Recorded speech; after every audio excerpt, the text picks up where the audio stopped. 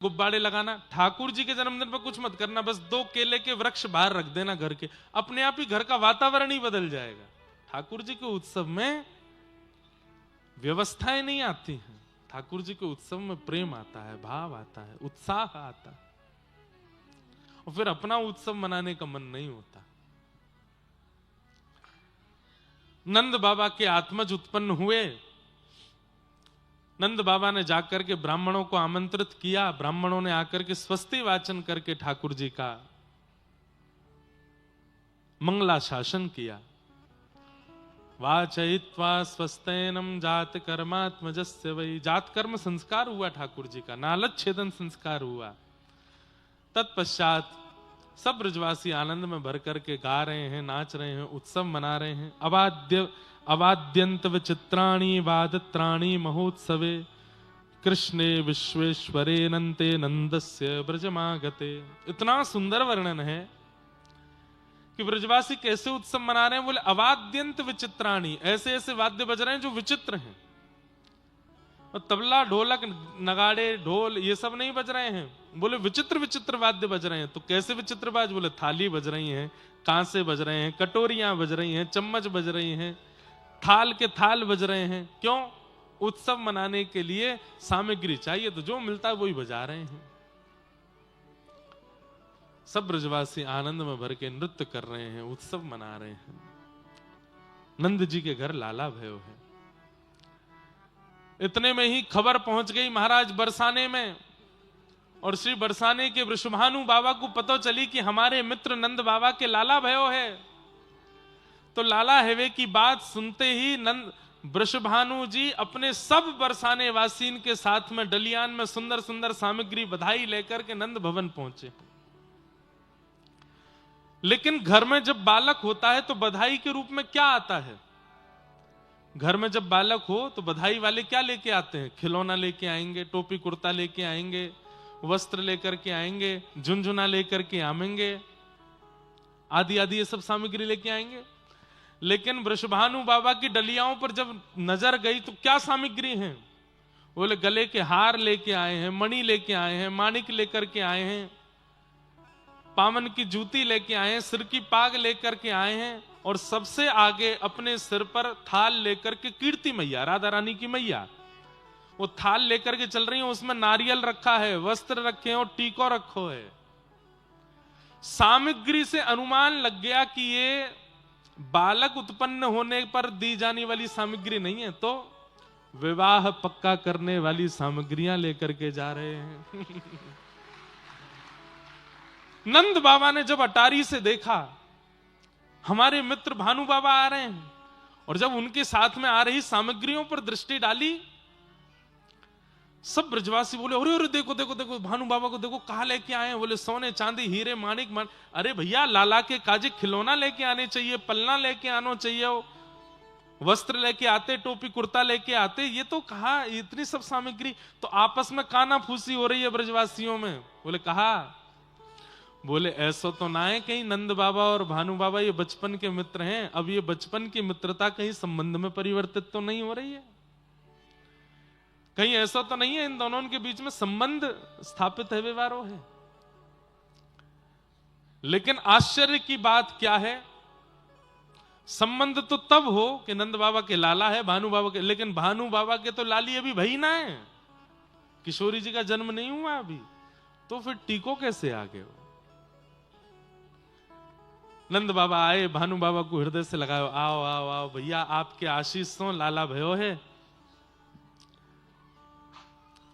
कीर्ति मैया बोली कहां है लाला, दिखाओ हमको। जैसे ही पलना के पास गई, पलना से लाला को उठा के गोद में लियो, और कीर्ति मैया ने तुरंत लाल जी को टीको कियो, टीको करके गले में सोने की चैन पहनाई, पामन में पाजेब पहनाई, और गोद में नारियल और दक्षिणा धर दी और अक्षत डाल दिए ठाकुर जी के ऊपर, मतलब रोका कर दिया ठाकुर जी का।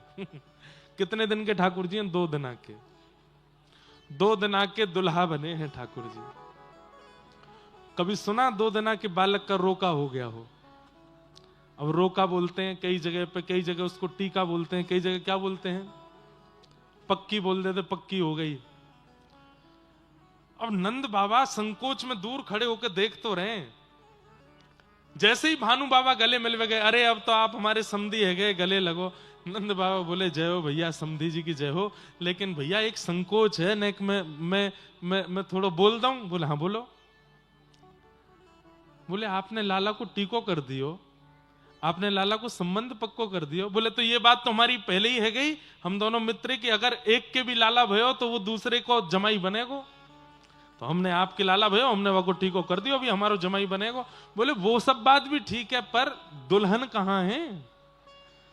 अभी कीर्ति मैया के लाली तो भई नहीं, अभी बरसाने में किलकारी तो आई नहीं है, और आप लाला को टीको कर गए। अब टीको तो आप कर गए, मान लो साल 2 साल में अगर कोई समाचार आया भी और कहीं आपके यहां भी लाला है गयो तो? कीर्ति मैया और भानु बाबा के नेत्र सजल है गए। बोले हम इसीलिए टीका करने आए हैं ताकि अब तक ब्रजवासियों ने यह जाप किया था कि नंद बाबा के लाला है जाए, अब ब्रजवासीन की जिम्मेवारी बन जाएगी कि बोले भैया हमारे लाला को टीको है गयो है, ये टीको विफल नहीं जावे, इसलिए बरसाने में अब लाली होनी चाहिए। ये आप सबके ऊपर हम जिम्मेवारी देके जा रहे हैं, कहीं लाला को टीको विफल नहीं है जाए। सुन लो रे सबरे ब्रजवासियों। बोले हाँ, अब एक काम तो पूरा है गयो। बोले कहा नंद जी के लाला है गयो, लेकिन देख लियो टीको कर दियो है। अगर कहीं बरसाने में लाला है गयो तो फिर जगत हंसाई होगी तुम्हारे लाला की। बोले जमाई बन गए लेकिन बहू नहीं आई, इसलिए आज से ही माला में जपना शुरू कर दो। बोले कहा, बोले बरसाने में लाली होनी चाहिए, बरसाने में लाली होनी चाहिए। महाराज उसी समय से सब गोकुलवासी जप में लग गए हैं, यमुना जी में प्रार्थना कर रहे हैं, दुग्धाभिषेक कर रहे हैं, ब्राह्मणों से अनुष्ठान करा रहे हैं। बोले क्यों? नंद जी के लाला भयो है, अब भानु बाबा के लाली होएगी तभी ब्याह संपन्न होएगा। और ठीक 1 वर्ष बाद बरसाने के लोग नहीं घबरा रहे हैं, गोकुल में घबराहट हो रही है सबको, हे भैया लाली ही होए। कल हम कह रहे थे ना, नंदा यशोदा यूं करें, एक लाला है जाए फिर भली 6 लाल। अब यहां नंदा और सुनंदा कह रही हैं कैसे वो भानु बाबा की लाली है जाए। और जैसे ही महाराज तिथि आई, वहां भी अष्टमी तिथि आई है और जैसे ही सूर्य उदय हुए, पूरे बरसाने से पूरे ब्रजमंडल में हवा की तरह बात फैली। और जैसे ही कान में पड़ी, पिछली साल तो भाई है गयो, अब की बार भाई बोले है गई। बोले कौन भाई? बोले भानु बाबा के लाली भाई है। और ये खबर सुनते ही महाराज जन्म की बधाई नहीं गब रही हैं, तो ब्याह की बधाई गब रही हैं। बोले लाला अब हमारे दुल्हा बने, दुल्हा बने नंद लाला, दुल्हन श्यामा प्यारी जो प्यारी। दुल्हा बने नंद लाला, दुल्हन वृषभानु दुलारी।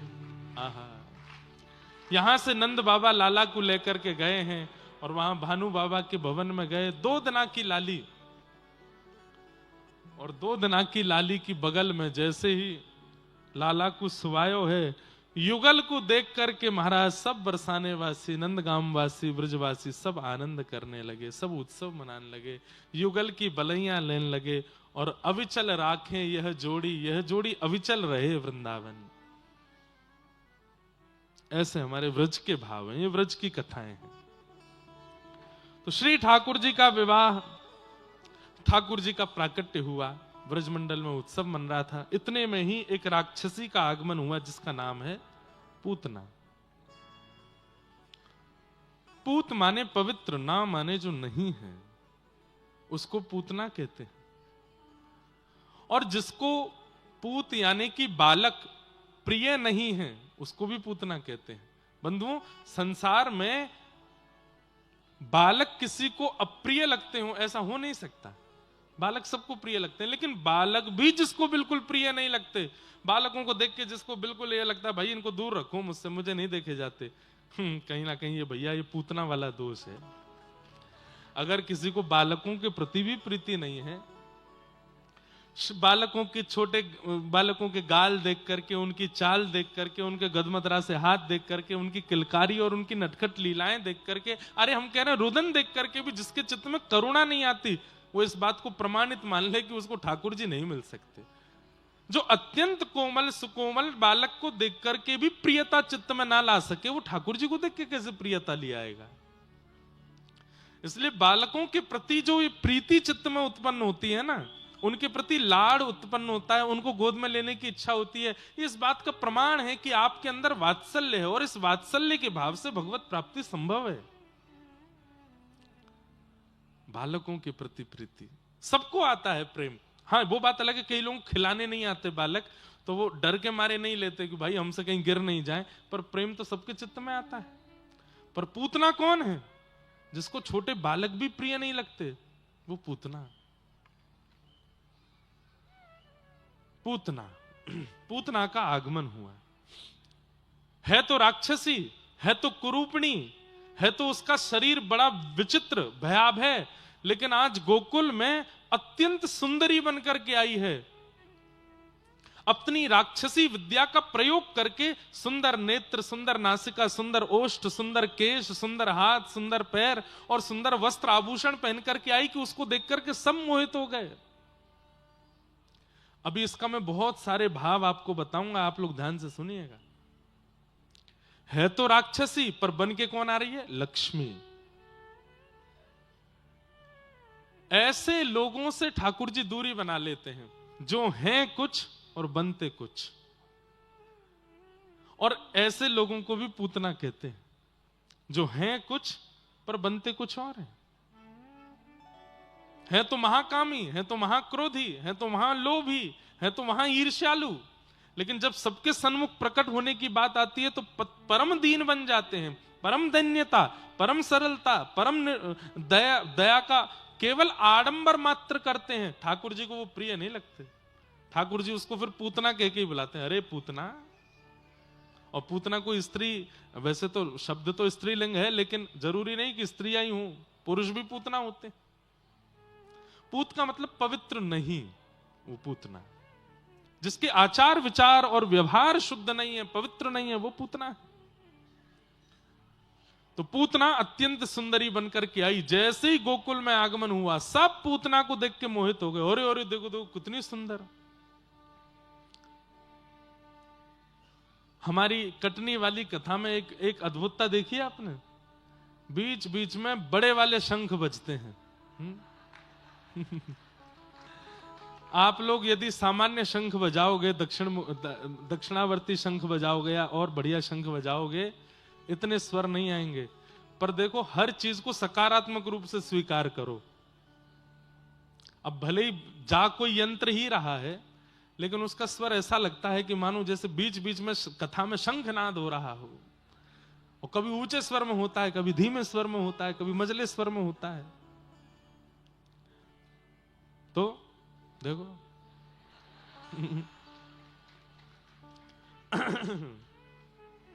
एक और बजा। नहीं, ये तो कोई यहीं बजा रहा लग रहा है। तो अच्छा है, यह भी एक भक्ति का स्वरूप है बंधुओं, कि आप अपने आसपास होने वाली घटनाओं को सकारात्मक रूप से स्वीकार कर रहे हो। अब उसी को कोई नकारात्मक रूप से स्वीकार कर ले तो यह इस बात का प्रमाण है कि उसका भजन नहीं है जीवन में, इसीलिए उसको नकारात्मकता का अनुभव हो रहा है। पर हमें लगता है कि ठाकुर जी का जन्म हो रहा है तो प्रकृति चाहती है कि मैं शंखनाद करूं, तो कैसे करूं? तो उस साधन का इस्तेमाल करती है। लोको पायलट के बुद्धि में जाके बजा, तथा तक आवाज जानी चाहिए, हमारा थोड़ा भाव पहुंचे। तो क्या निवेदन कर रहा था मैं? पूतना जो पवित्र नहीं है, जो अपना आवरण धारण करते हैं अपने स्वभाव के ऊपर, अपने व्यवहार के ऊपर, अपने भाव के ऊपर, उसको पूतना कहते हैं। तो पूतना का आगमन हुआ, सब देख करके उसको आनंदित हो गए। अरे कितनी सुंदर, कितनी सुंदर। 6 महीने तक उत्सव मनता रहा ठाकुर जी का, पर उस 6 महीने के उत्सव के मध्य में जब पूतना आई तो पूतना का रूप देखते ही सब उसको देखने लगे। नंद घर आनंद भयो, जय कन्हैया लाल की, और नाचते नाचते जैसे, अरे ओ भाई देखियो, इसकी चाल देख, इसके नेत्र देख, इसके कान देख, इसकी नासिका देख। इसके वस्त्र देख, यह भी एक पूतना का स्वरूप है। क्या कि यहां पर असंख्य लोग भजन कर रहे थे और उस भजन में तुम पहुंचे, तुम्हें पहुंचते उनका भजन छूट गया। यह भी एक पूतना है। जिस कारण से व्यक्ति का भजन, व्यक्ति का कीर्तन, व्यक्ति का भगवत स्मरण छूट रहा है, वो कारण भी पूतना है। बड़े आनंद और एक टक लगा करके आप कथा सुन रहे थे और कथा सुनते सुनते बिल्कुल भाव विभोर हो गए। 2-3 घंटे कब निकल गए पता नहीं चली। इतने में ही फोन बजा। फोन तो बहुत देर से बज रहा था, लेकिन अचानक फोन पे ऊपर नाम ऐसा आया कि आपको उठाना ही पड़ेगा, इसको उठाए बिना रह नहीं सकते, उसके लिए कथा से जाना ही पड़ेगा। तो समझो पूतना ही है वो। अब चाहे उतनी देर के लिए किसी का भी फोन आवे, लेकिन जिस कारण से, जिस व्यवस्था से, जिस व्यक्ति विशेष के कारण आपका भजन छूटता है, उतने भजन छुड़वाने की देर तक वो व्यक्ति पूतना ही है। ठाकुर जी को भाता नहीं है, तेने मेरे व्यक्ति का भजन कैसे छुड़वा दिया? भजन नहीं। पूतना ने सबका भजन छुड़वा दिया, सबका उत्सव छुड़वा दिया, अपनी ओर आकृष्ट कर लिया। इसलिए कथा में जो उठते बैठते हैं ना बीच में, उनको इतनी ध्यान रखना चाहिए कि मेरे उठने और किसी गतिविधि से आगे पीछे वाले का ध्यान भंग ना हो। नहीं तो मैं पूतना हूं, उसके भजन में विक्षेप बन रहा हूं, उसकी कथा में विक्षेप बन रहा हूं। बहुत सावधानी रखनी चाहिए। पूतना आई, जैसे नंद भवन में प्रवेश किया, सब तो मोहित हो ही गए थे। यशोदा मैया भी मोहित हो गई। अरे बड़ी सुंदर है जे, तो या को रूप तो देखो कैसी सुंदर है। उसकी सुंदरता देख करके यशोदा मैया को भी विश्वास हो गया और मैया ने अपने लाला उसकी गोद में पधरा दिए। जैसे ही गोद में ठाकुर जी दिए, अब लोग यहां प्रश्न करते हैं कि महाराज जी, गोपियां पूतना के रूप को नहीं पहचान पाई, ग्वाल बाल पूतना के रूप को नहीं पहचान पाई, ये बात समझ में आता है, वे सब अवोध हैं। पर यशोदा तो कृष्ण की मां है, उनको तो ये बात समझनी चाहिए थी, इतना विचार करना चाहिए था कि ये पूतना है, इसकी गोद में ना दूं। भले ही वो प्रकट लीला में नहीं जान पाई कि ये पूतना है, पर प्रकट भाव से तो वो जान सकती थी कि ये पूतना है। इतना तो उनको विवेक होना चाहिए, किसकी गोद में ठाकुर जी को दूं, किसकी में ना दूं। तब मन में एक उत्तर आया कि यशोदा कौन है? जीवाचार्य हैं, आचार्य हैं यशोदा। और आचार्य का काम क्या होता है? व्यक्ति के शरण आए हुए व्यक्ति के दोष गुण का चिंतन ना करते हुए उसको ठाकुर जी की शरणागति कराना, ये आचार्य का स्वरूप है। अगर व्यक्ति के दोष देख करके आचार्य भगवत सन्निधि नहीं करा रहे हैं तो इसमें दंड आचार्य को लगेगा ठाकुर जी के द्वारा। बोले भैया तुम किस लिए हो? तुम इसीलिए तो हो कि व्यक्ति के दोष गुण का चिंतन ना करते हुए उसको मेरी शरणागति कराओ। यशोदा जी आचार्य हैं और आचार्य इस बात का विचार नहीं करते कि व्यक्ति का दोष क्या है, गुण क्या है, वो तो सीधे ठाकुर जी की शरणागति देते हैं। इसलिए यशोदा मैया ने आते ही पूतना की गोद में ठाकुर जी दे दिए। इससे एक बात और सिद्ध होती है, क्या? इधर देखो, ठाकुर जी की शरण में बिना आचार्य के जाओगे तो हो सकता है कि दोष गुण विचार करके आपको नकार दिया जाए, लेकिन आप आचार्य के पास जाओगे, यशोदा के पास जाओगे। यशोदा कौन? जो ठाकुर जी को नवावे, धुवावे, सुलावे, उठावे, खिलावे, पिलावे, आनंद करावे, मतलब आचार्य। उन आचार्य के पास यदि जाओगे तो आचार्य क्या करते हैं? दोष गुण का चिंतन ना करते हुए आपका हाथ पकड़ के ठाकुर जी के शरणागति करा देते हैं। हमारे श्रीरंगम में हुए धनुर्दास जी,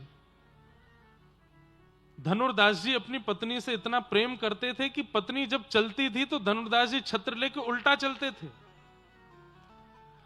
उनके रूप को देखने में इतनी आसक्ति थी, कोई पति अपनी पत्नी से प्रेम करता, पर इतना प्रेम तो कलयुग में भी करने वाला नहीं हुआ होगा, आज की डेट में भी नहीं हुआ होगा कि पत्नी जब बाजार में चले तो पति उल्टा चले उसको देखते हुए। ऐसा प्रेम करने वाला हो सकता है? धनुर्दास जी हुए। रंगनाथ भगवान की सवारी क्रम हो रहा था, आचार्य चरण श्री रामानुज स्वामी जी महाराज भी उस सवारी क्रम में आगे चल रहे थे। तभी धनुर्दास निकला अपनी पत्नी के आगे छत्र लेकर के। बाकी सब लोग तो हंसी करने लगे, अरे देखो देखो देखो कैसा इसके सिर पर काम सवार है। मतलब इतनी बड़ी सभा ठाकुर जी की निकल रही है सवारी, इस बीच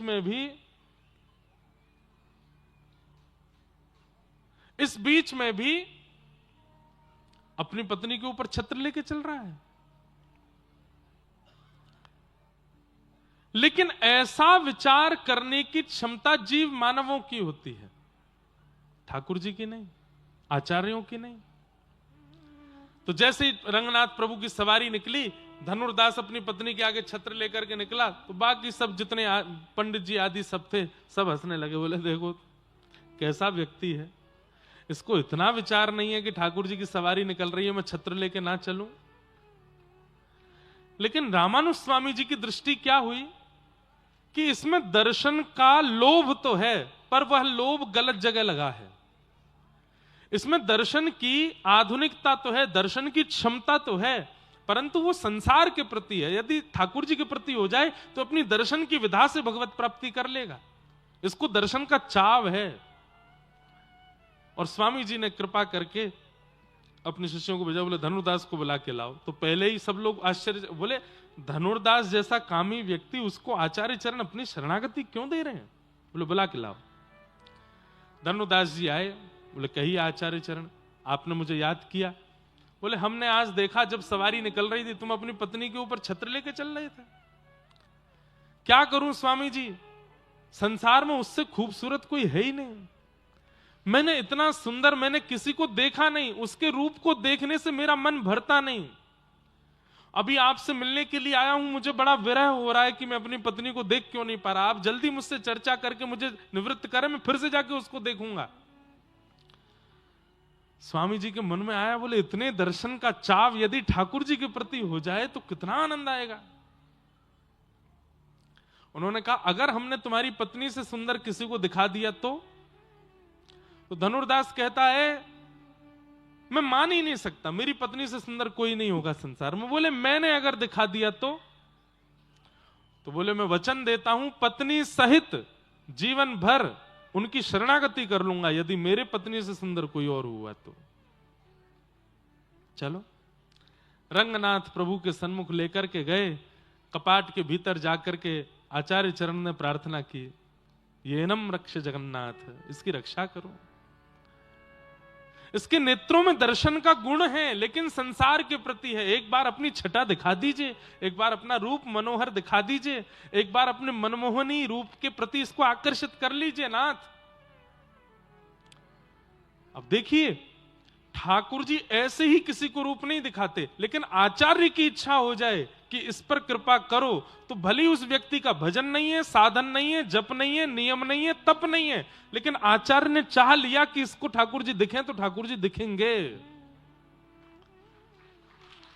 धनुर्दास सामने खड़ा है और प्रतीक्षा कर रहा है मैं कब फ्री हूं, जाके अपनी पत्नी को देखूं।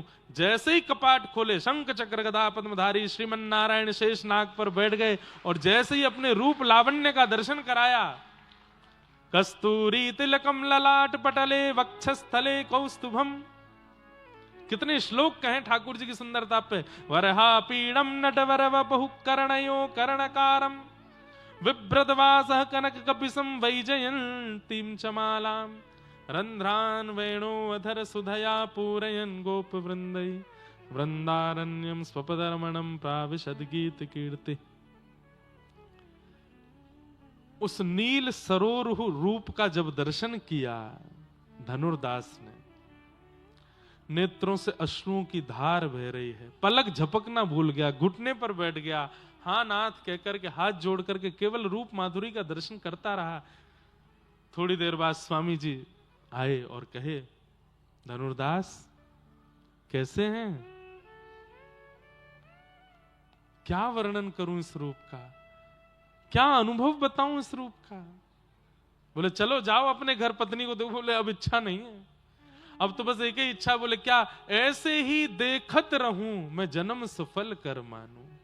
बस इनको देखते देखते देखते मेरे यही प्राण निकल जाएं, मैं और कुछ नहीं देखना चाहता। और महापतित उस धनुर्दास को आचार्य चरण ने केवल उसके दोष को, बंधुओं, दोष नाम की वस्तु हमारे अंदर होती नहीं है। बहुत ध्यान से सुनिएगा, हमारे अंदर कोई दोष नहीं होता। आज लिखिएगा क्या क्या दोष हैं। काम, क्रोध, लोभ, ईर्ष्या, द्वेष, अभिनिवेश, अहंता, ममता, चिंता आदि आदि जो भी। वो दोष कब कहलाते हैं? जब संसार के प्रति हो।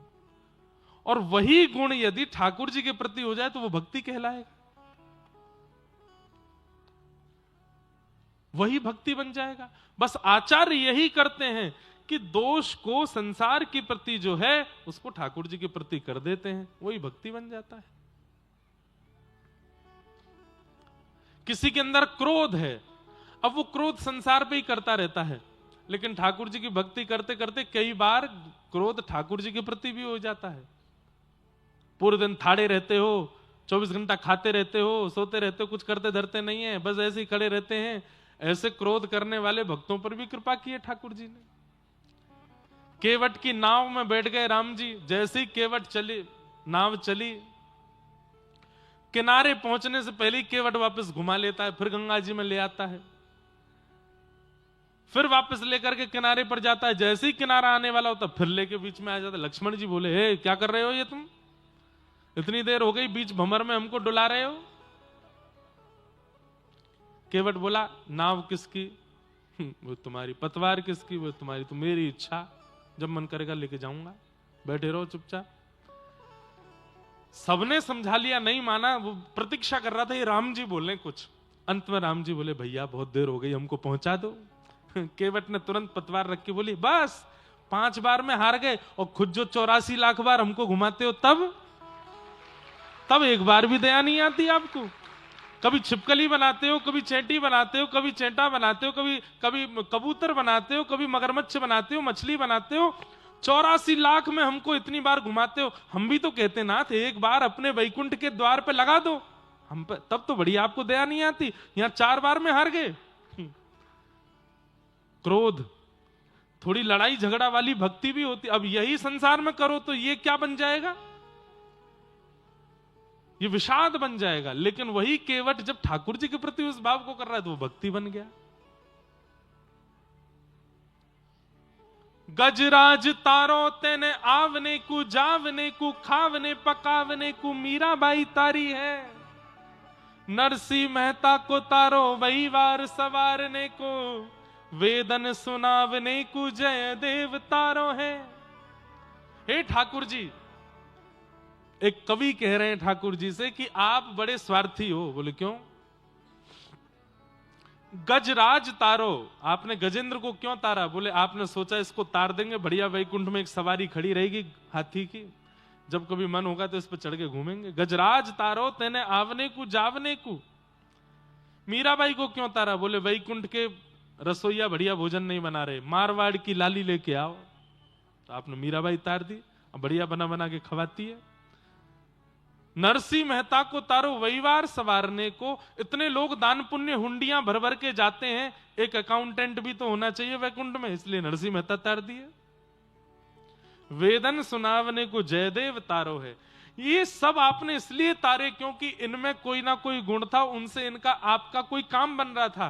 पर हे कृपालु, मैं आपके किसी काम का नहीं हूं, मोहे तारो वा में आपकी भलाई है, मुझे तार के दिखाओ। कर मिटा दो तो हम भी जाने। एक प्रकार से इस पद में चैलेंज है ठाकुर जी को, आपने सबके किए, हमारे करके दिखाओ तो हम माने। तो ऐसी स्तुतियां रोज नहीं करनी चाहिए, ये बात भी ध्यान रखो।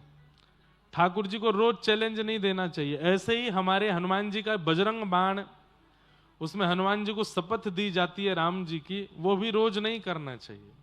अब कई जगह कह सकते हैं कि भाई रोज हनुमान जी को बजरंग बाण करो, पर भक्ति प्रेम लक्षणा भक्ति करने वाले वो रोज हनुमान जी को शपथ नहीं दिलाते हैं राम जी की, भाई तुमको राम जी की दुहाई है ये काम करना ही पड़ेगा।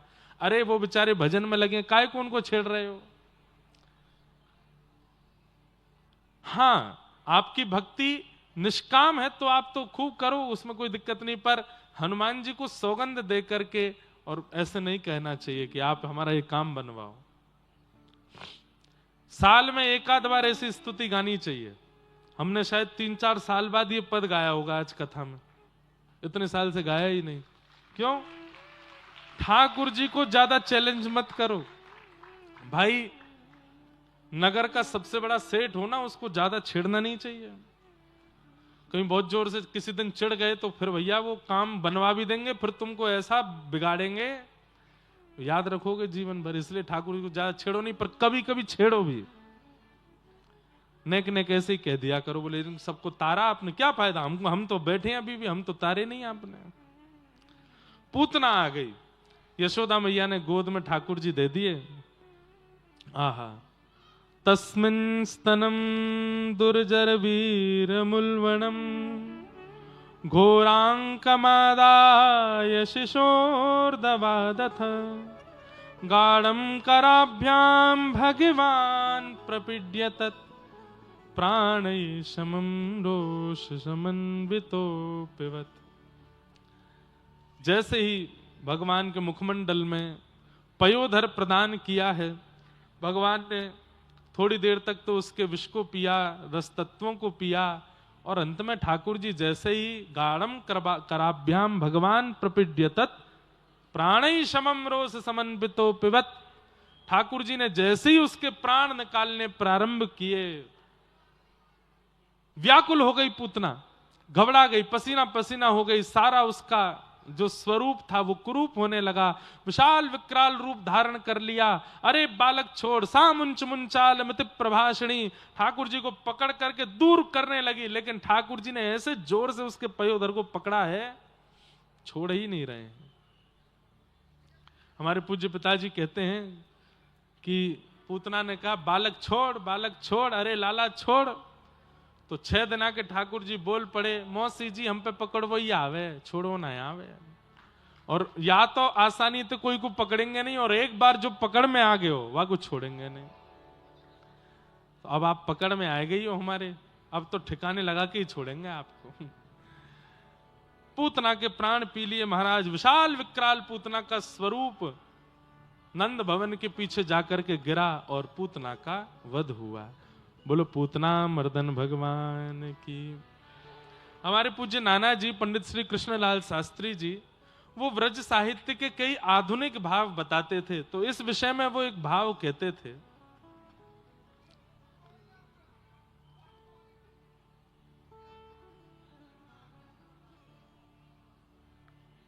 बैठ जाओ, ये शांति से व्यवस्था करवाओ, हल्ला नहीं करना, बिल्कुल चुपचाप सब लोग बैठ जाओ। क्या बता रहा था मैं? हाँ, तो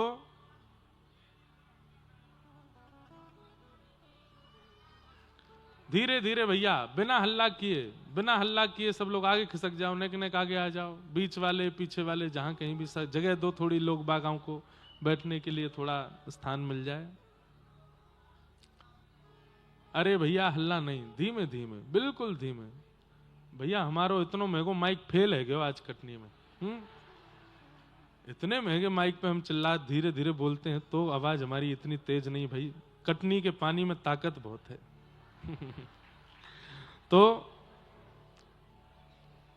अब हमारा पूरा जो प्रवाह है ना वो रुक जाता है। कहीं से आ रहा था, क्या बता रहा था मैं? हैं? हाँ, नाना जी की बात, बहुत बढ़िया, सुनते तो हो आप लोग कथा। अब इसमें भी हम सकारात्मकता ये सोचेंगे कि बीच में ऐसे करवा के ठाकुर जी मानो परीक्षण करवाते हैं, देख भैया श्रोता ऐसे ही नहीं है, सब सुनने वाले हैं, तेरो प्रवाह टूट जाए इनको ना टूटे।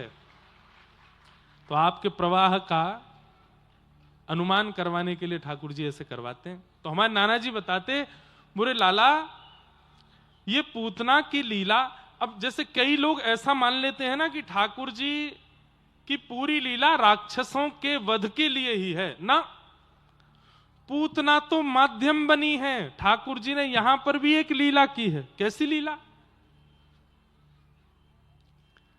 बोले भैया 6 दिन आके ठाकुर जी है गए और भीड़ इतनी लगी है नंद भवन के बाहर ठाकुर जी के दर्शन करवे की, एक एक करके अंदर जा रहे हैं तो भी दिन भर में 1000, 1500, 2000, 3000, 4000, 10,000 लोग दर्शन कर लेते होंगे लाला का। इस बीच में ठाकुर जी पौड़ जाते होंगे, मैया सुलाती होगी, उतनी देर दर्शन बंद रहता होगा। और यहां भीड़ लगी है लाखों करोड़ों की, और 33 कोटि देवता और आए रूप बदल बदल के। सब भेष बदल बदल के खड़े हैं वहां पर। अच्छा चलो, इन लोगों की भीड़ की बात अलग, 33 कोटि देवताओं की बात अलग, और उनका नंबर कब आएगा इसका कोई, अगर एक एक करके भी नंद भवन के भीतर जाएंगे तो सालों लगेंगे सबको दर्शन करने में ठाकुर जी के। ठाकुर जी ने विचार किया, इतनी भीड़ लगी नंद भवन के बाहर, कैसे दर्शन दें सबको। ये तो एक बात थी ही। नाना जी बोले दूसरी एक बात और थी। बोले क्या? भैया ये जीव मानव तो लाइन में लग करके दर्शन कर ही लेंगे ठाकुर जी के, लेकिन जिनके लिए ठाकुर जी धराधाम पर पधारे हैं, ऐसी जगत जननी जगत पावनी श्री गैया, गौ माता, अब वो कैसे जामे नंद भवन के अंदर लाला को दर्शन करने के लिए? वो भी एक आध नहीं है, 9 लाख हैं, और 9 लाख गैयाओं के भीतर प्रवेश कराना, लाल जी के दर्शन कराना, ये तो असंभव है। तब ठाकुर जी ने विचार किया कि मैं अपनी गैयान को दर्शन कैसे दूं? मैं इतने सारे देवी देवता बाहर खड़े हैं, इन सबन को एक बार मैं दर्शन दे दूं, वाकई नहीं, या कोई हमको ऊंचा मंच मंगवाना पड़ेगा। तो बोले ऊंचा मंच एक ही है। बोले कौन? पूतना। पूतना के पयोधर को पीने के बहाने उसको राक्षसी रूप में बना के उसकी शक्तियों से उसके स्वरूप को विशाल करके नंद भवन से बाहर निकलेंगे, और जैसे ही नंद भवन के बाहर पूतना विशाल होएगी, वहां के पयोधर पर लटक के जब हम आकाश की ओर जाएंगे तो दूर दूर तक जितने दर्शनार्थी खड़े सबको मेरो दर्शन हो जाएगा। और सबसे बड़ी बात, गौ खिरक में खड़ी भाई जितनी गैया हैं सबको मेरो अनुभव हो जाएगा, सबको मेरे दर्शन लाभ मिल जाएंगे। इसलिए ठाकुर जी ने पूतना का मतलब अहम भक्त पराधीन। ठाकुर जी दैत्यों के लिए, राक्षसों के लिए लीला नहीं करते, दैत्य और राक्षसों को भी माध्यम बनाते हैं भक्तों से मिलने के लिए। रावण माध्यम है, मिलने तो ठाकुर जी विभीषण से गए हैं लंका, रावण तो माध्यम है। तो हर लीला के चिंतन में यदि आप प्रवेश करेंगे, जहां कहीं भी राक्षस आए हैं वहां कहीं ना कहीं किसी भक्त पर अनुग्रह और किसी भक्त की प्रधानता के लिए ही ठाकुर जी ने लीला की। राक्षस कोई बड़ी खीर थोड़ी ठाकुर जी के लिए। अरे ठाकुर जी नहीं चाहे तो 84 कोस में प्रवेश ही नहीं कर सकती पूतना। और वही हुआ, जब पूतना के ऊपर से ठाकुर जी को उतार करके लाए, सब ब्रजवासी घबरा गए। अरे लाला राक्षसी छूलई लाला ने, निश्चित ही लाला को कोई अला बला कोई नजर नहीं लग गई हो। सब गोपियां बोली कहा करें, कौन से वैद्य के पास जाएं? तब ब्रजवासियों ने कही, बोले हमारे ब्रज की सबसे बड़ी वैद्य तो गैया है। मैया तुम लाला को गैया के पास ले चलो और गैया की पूंछ से झाड़ो दे दो। और आगे वर्णन है, गौमूत्रेण स्नापित्वा पुनर्गौरज सार्भकम। अब देखिए, माध्यम पूतना को बनाया है, पर 6 दिन के ठाकुर जी नंद भवन से बाहर निकल के गौशाला जाना चाहते हैं, इसीलिए पूरी लीला है। सब ब्रजवासी ठाकुर जी को लेकर गौशाला में गए हैं। सब गैयाओं के कान खड़े है गए हैं, पूंछ उछाल रही हैं, सब गैयाओं के नेत्रन में आंसू आ गए। क्यों? हमारे गोपालक गोपाल आए हैं। 6 दिन के ठाकुर जी को दूर से ही गैयाओं ने देखा, सबके पयोधर से स्वतः ही दुग्ध निकलने लगा। अरे ऐसी गैया जिनके पयोधर में दूध नहीं था, वे भी रुदन करने लगी। आज श्याम सुंदर आए हैं हमारी गौशाला में, खिरक में, हे विधाता मुझ पे कृपा करो, मेरे पयोधर में दुग्ध प्रदान करो। उनके भी दुग्ध प्रवाह होने लगा। यमुना जी के जल के प्रवाह में दुग्ध जाकर के मिल गया, मानो जैसे संपूर्ण व्रजमंडल का क्षीर अभिषेक किया हो गैयाओं ने।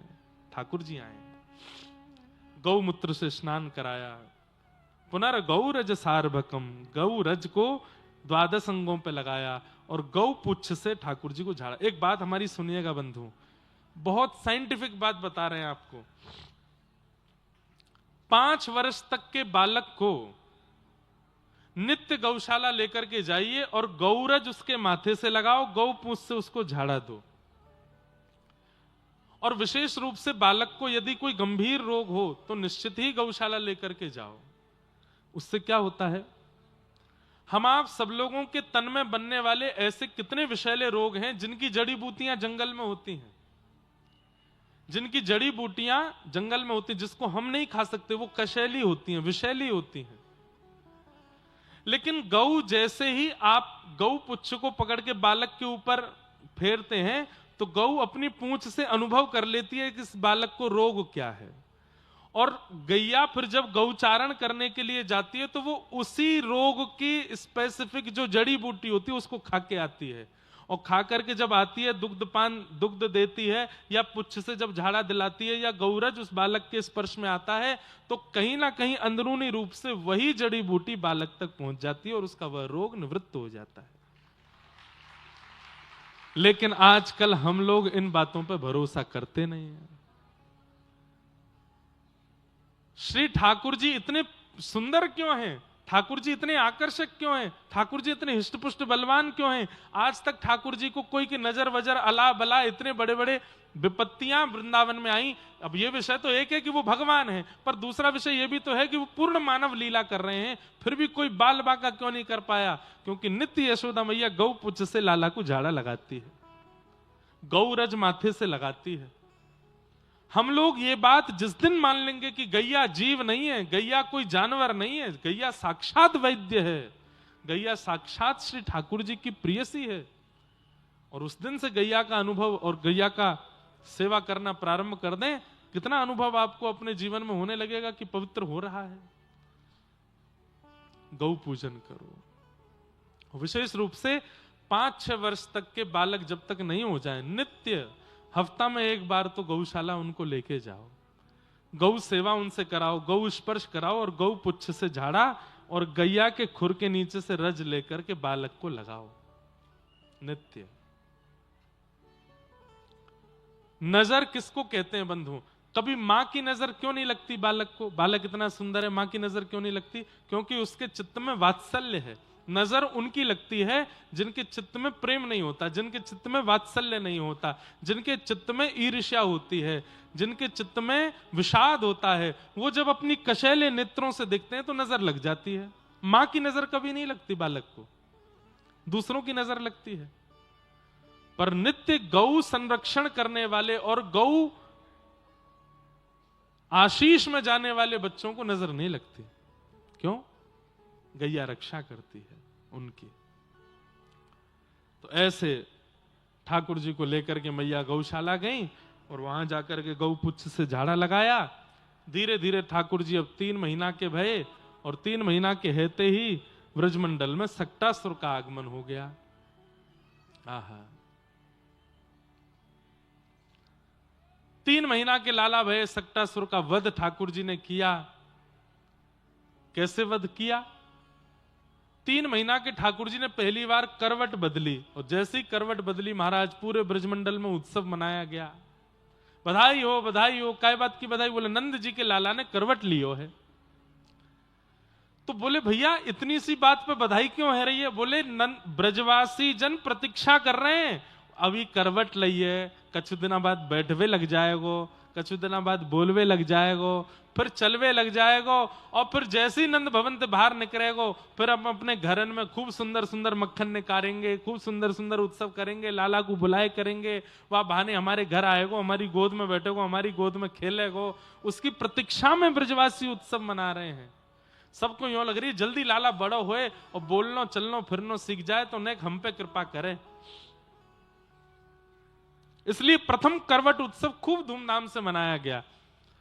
इतने ब्रजवासी इकट्ठे हो गए कि मैया ने लाला को छुपाए करके दूर एक बैलगाड़ी के नीचे झूला बनाए दियो, वहां में लाला जाके सुवाई दियो।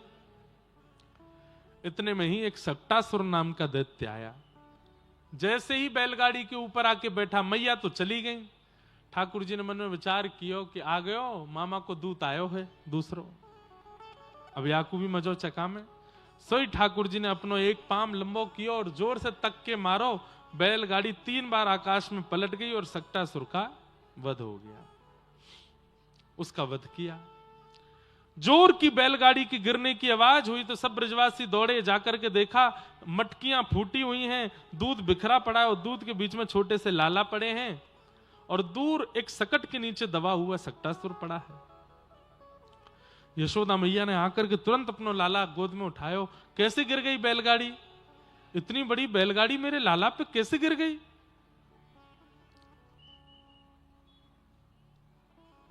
नते श्रद्धा धीरे गोपा बाल भाषित मृत्युतः अप्रेमयम बलम तस्य बालकस्य नते विदु। इतनी बड़ी बैलगाड़ी कैसे गिरी लाला पे?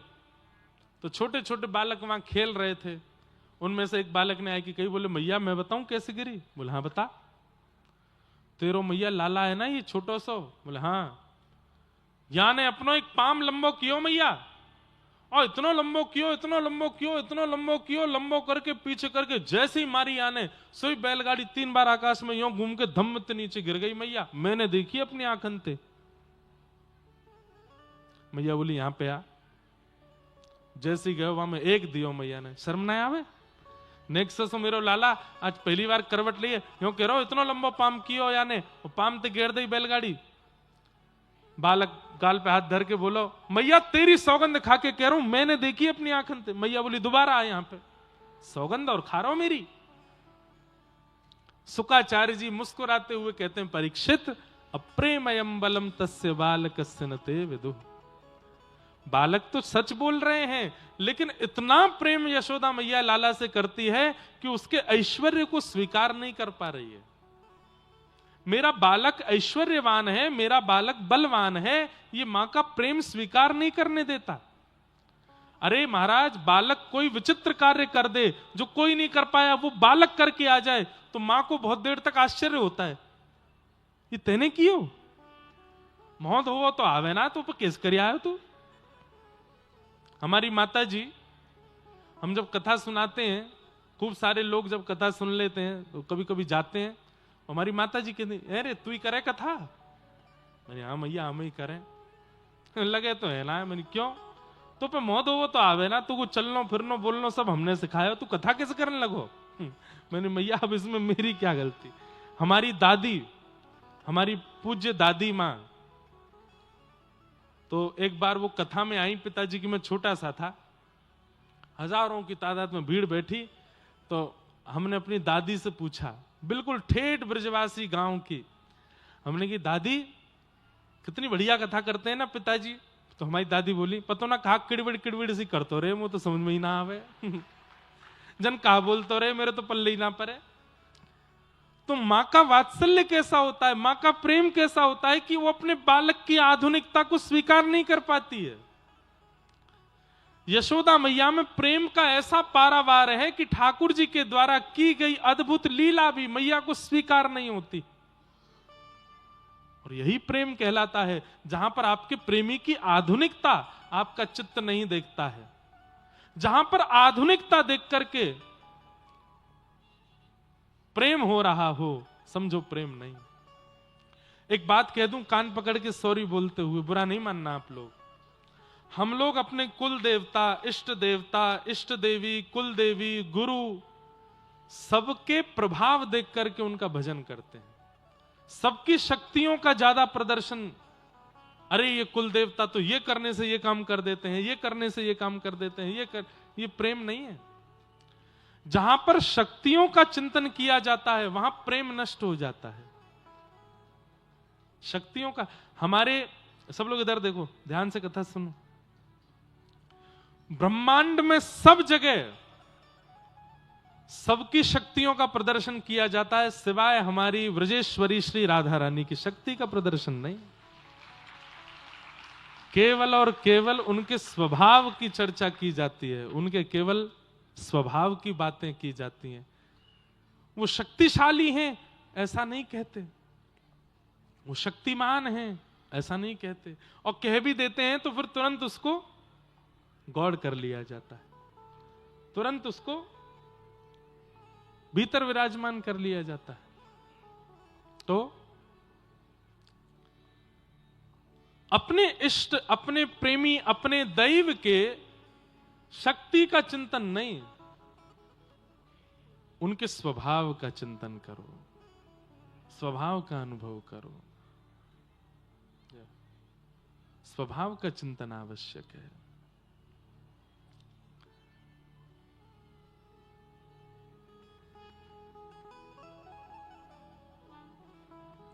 तो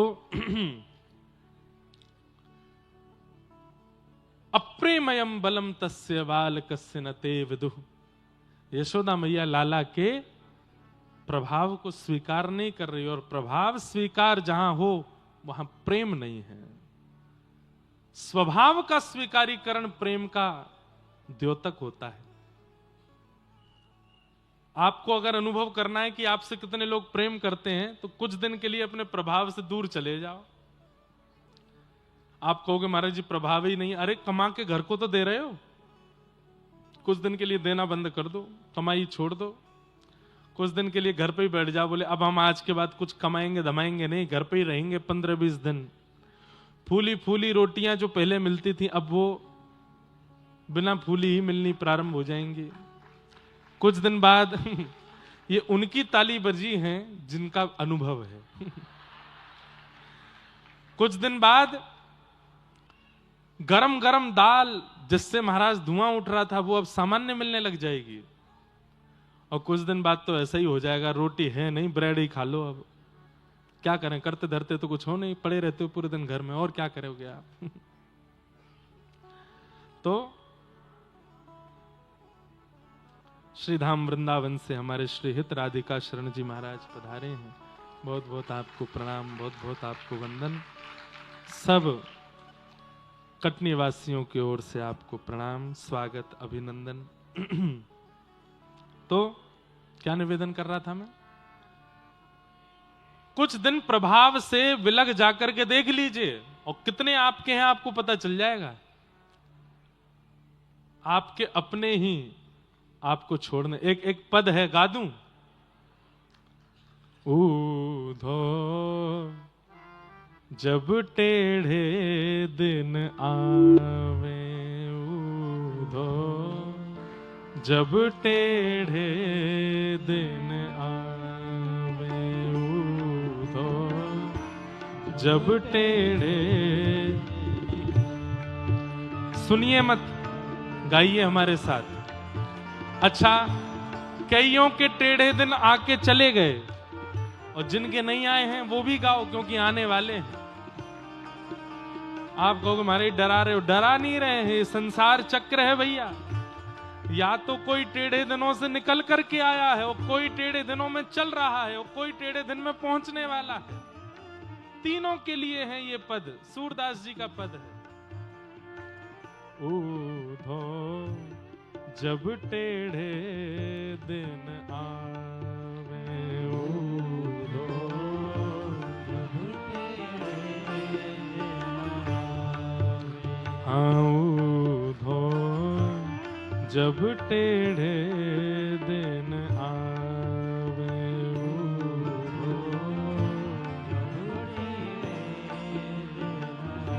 जब टेढ़े दिन आवे,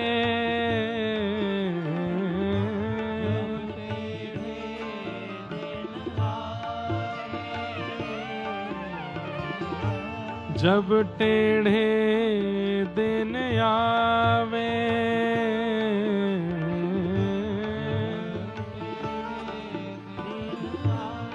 सोना छुअत होत है माटी। अब सोना छूते हैं तो मट्टी बन जाता है, और जब टेढ़े दिन आते हैं तो क्या होता है? अत्यंत मूर्ख व्यक्ति भी ज्ञान देने लग जाता है। मूर्ख ज्ञान सिखावे, हो मूर्ख ज्ञान। अच्छा, एक बात, वो ज्ञान सिखा रहा है ये तो एक बात है, लेकिन आपको भी वो बात सुननी अच्छी लगने लगेगी। अरे भाई हो ना हो, ये ठीक ही कह रहा होगा। मूर्ख भी ज्ञानी जैसा लगने लगता है। ऊधो जब टेढ़े दिन आवे, ऊधो अपनो अपनो भाग्य सखीरी, अपनो अपनो भाग्य सखीरी, अपनो अपनो भाग्य सखीरी, टेढ़े दिन आवे,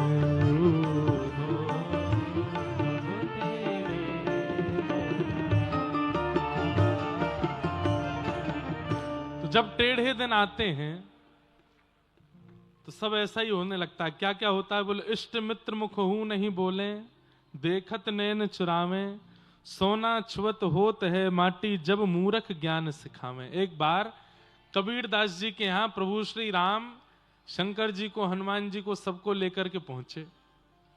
रूप बदल करके खूब सारा धन धान्य लेके सेठ बन करके राम जी पहुंचे और पूरे काशी के नगरी में गली मोहल्लों में पूछते जा रहे हैं, बोले भैया कबीरदास कहाँ हैं? तो गली मोहल्ले के लोग बोले कौन कबीरदास? पड़ोसी हैं जबकि, फिर भी बोल रहे कौन कबीरदास? बोले अरे कबीरदास हम नहीं जानते किसी कबीरदास को, कोई और होगा, कहीं और होगा, हम किसी कबीरदास से हमारा कोई परिचय नहीं। सब लोग मना करते चले गए, हम नहीं जानते कबीरदास को। ठाकुर जी फिर भी कबीरदास के घर पहुंच गए। कबीरदास जी घर थे नहीं। भीतर से माता जी निकल के आई, उन्होंने द्वार खोला, बोले कहिए कौन? बोले हम फलाने नगर के सेठ हैं, तीनों चारों, हम अपने स्वामी कबीरदास से मिलने आए हैं, उनके बड़ी कृपा है हमारे ऊपर, उनके साल भर का जितना जो है कर है वो देने आए हैं।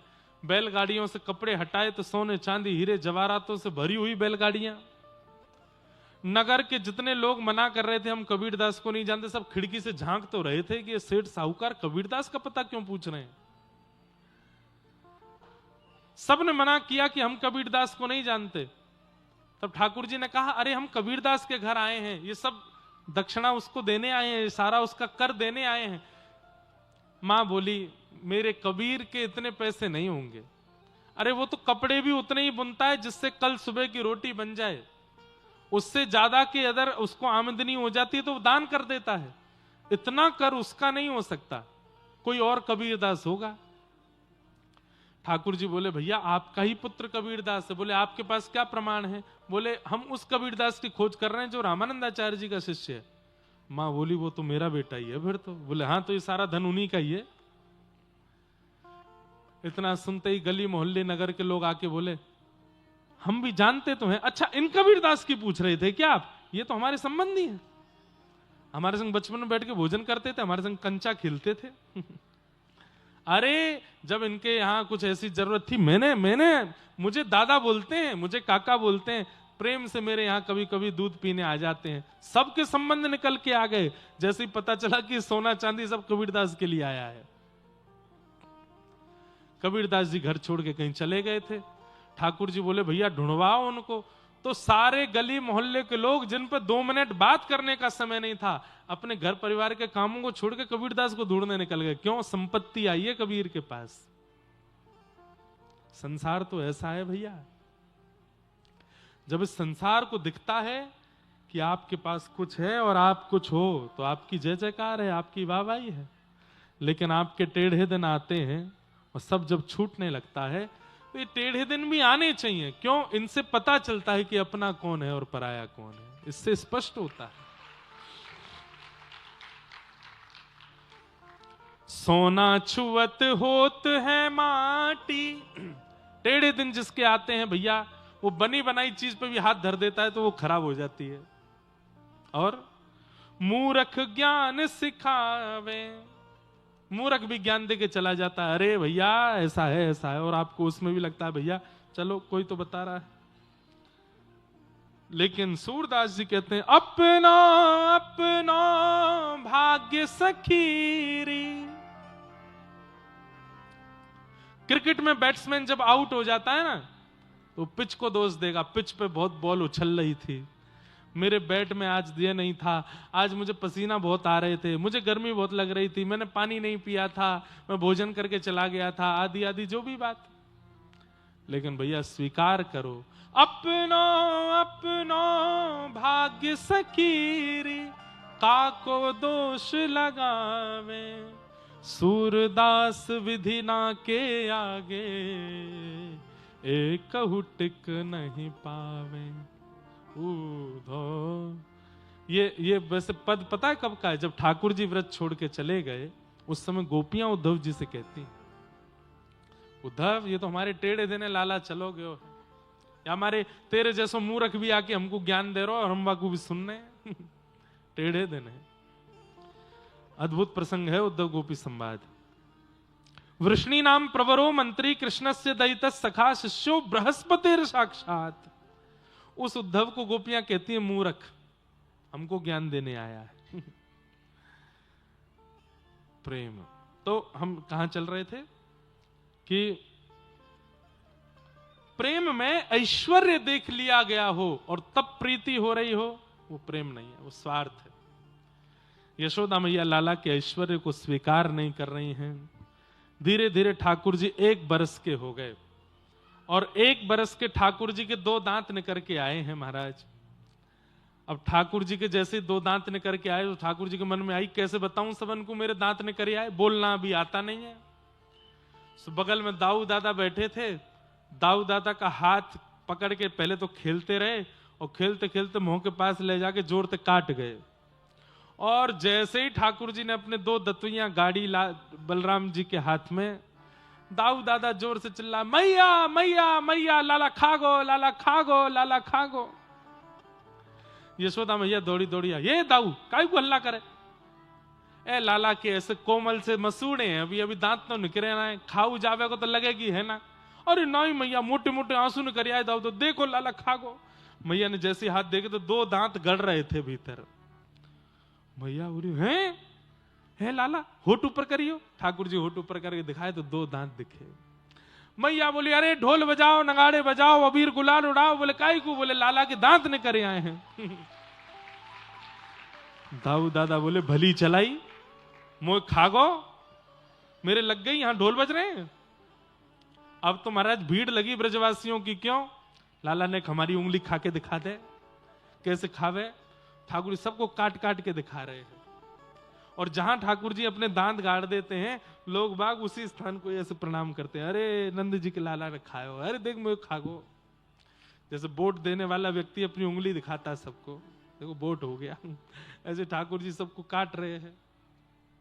यशोदा मैया लाला को बोलना सिखाती है। लाला बोल मैया, नहीं बोलते। लाला बोल दादा, नहीं बोलते। लाला बोल भैया, नहीं बोलते। सब बुलवाते हैं मैया, कुछ नहीं बोलते ठाकुर जी। 1 दिन 2 दिन 10 दिन 15-20 दिन निकल गए, मैया समझाते समझाते ठाकुर जी नहीं बोले। एक दिन मैया लाला को लेके जैसे गौशाला में गई, गायों के ऊपर मैया हाथ फेर रही थी। मैया बार बार समझाती, लाला कछु तो बोल, कछु तो बोल। ठाकुर जी बोलते नहीं। लेकिन आज मैया ग्वारियाओं से बात कर रही थी तो बीच बीच में गैया शब्द बोल रही थी। ठाकुर जी ने ध्यान से सुना और आज पहली बार ठाकुर जी बोल पड़े, गैया। और जैसे ही गैया बोली ठाकुर जी ने, अब तो पूरे दिन ठाकुर जी गैया गैया गैया गैया गैया बोलो। सबसे पहला विश्वनाथ जगन्नाथ ने धराधाम पर कृष्ण अवतार लेकर के सबसे पहला शब्द यदि बोला है तो क्या बोला? गैया।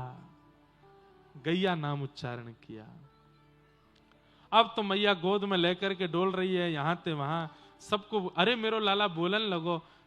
दाऊ दादा ने जैसी गोद में लिए तो बोले दादा, नंद बाबा ने गोद में लिए तो बोले बाबा, रोहिणी मैया ने गोद में लिए तो बोले मैया। अब तो सबके नाम ठाकुर जी धीरे धीरे बोलने लगे हैं। अब मैया ने देखी कि लाला के दांतों ने कर आए, बोलना सीख गया। मैया उंगली अपनी पकड़वाती है और ठाकुर जी से धीमे धीमे धीमे धीमे चाल चलवाती, अब चलना सिखाती है। थोड़ी दूर तक ठाकुर जी चलते हैं, इतने मैया अपनी उंगली हटा देती है और ठाकुर जी दोनों भुजा उठा करके धीमे धीमे चरण आगे रखते हैं और चलते चलते धम्म से गिर पड़ते हैं। आकाश में खड़े हुए देवता कह रहे हैं, बताइए, पूरे विश्व को बोलने की शक्ति प्रदान करने वाला, पूरे विश्व को चलने की शक्ति प्रदान करने वाला, आज ब्रजवासियों के प्रेम में आसक्त होकर के बोलना सीख रहा है, चलना सीख रहा है, सब क्रिया कर रहा है।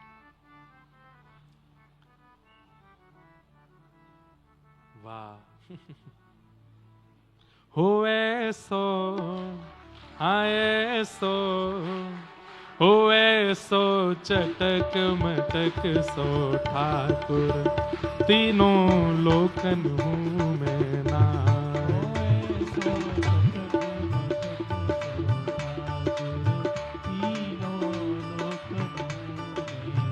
लोकन हूँ मैं नाय, तीनों लोकन हूँ मैं नाय। हाँ लोकन हूँ मैं। जय जय श्री राम, जय जय श्री राम।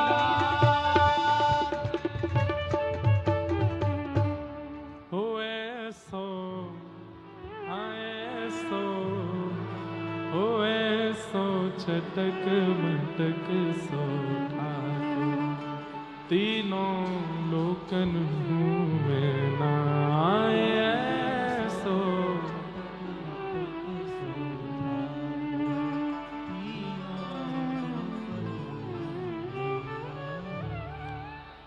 ठाकुर जी की ऐसी मधुर लीला पूरे ब्रजमंडल में अब प्रारंभ हो गई। श्री गर्गाचार्य जी महाराज ने आकर के ठाकुर जी का नामकरण संस्कार किया। आसन वर्णास्त्रयो ह्यास्य गुह्यतोनुयुगम तनु, शुक्ले रक्तस्तथा पीत, इदानीं कृष्णतां गतः। भगवान इस वर्ष, इस बार, इस युग में कृष्ण वर्ण के हैं, इसलिए इनका नाम मैं कृष्ण रखता हूं। ठाकुर जी का नामकरण संस्कार किया गया।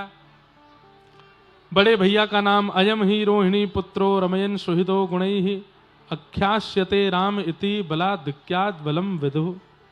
बड़े भैया का नाम राम रखा, लेकिन बल की अधिकता के कारण सब इनको बलराम कहकर के बुलाएंगे, श्री गर्गाचार्य जी ने बताया। श्रृंग्यग्निड्यं शशि जलद्विज कंटकेभ्य,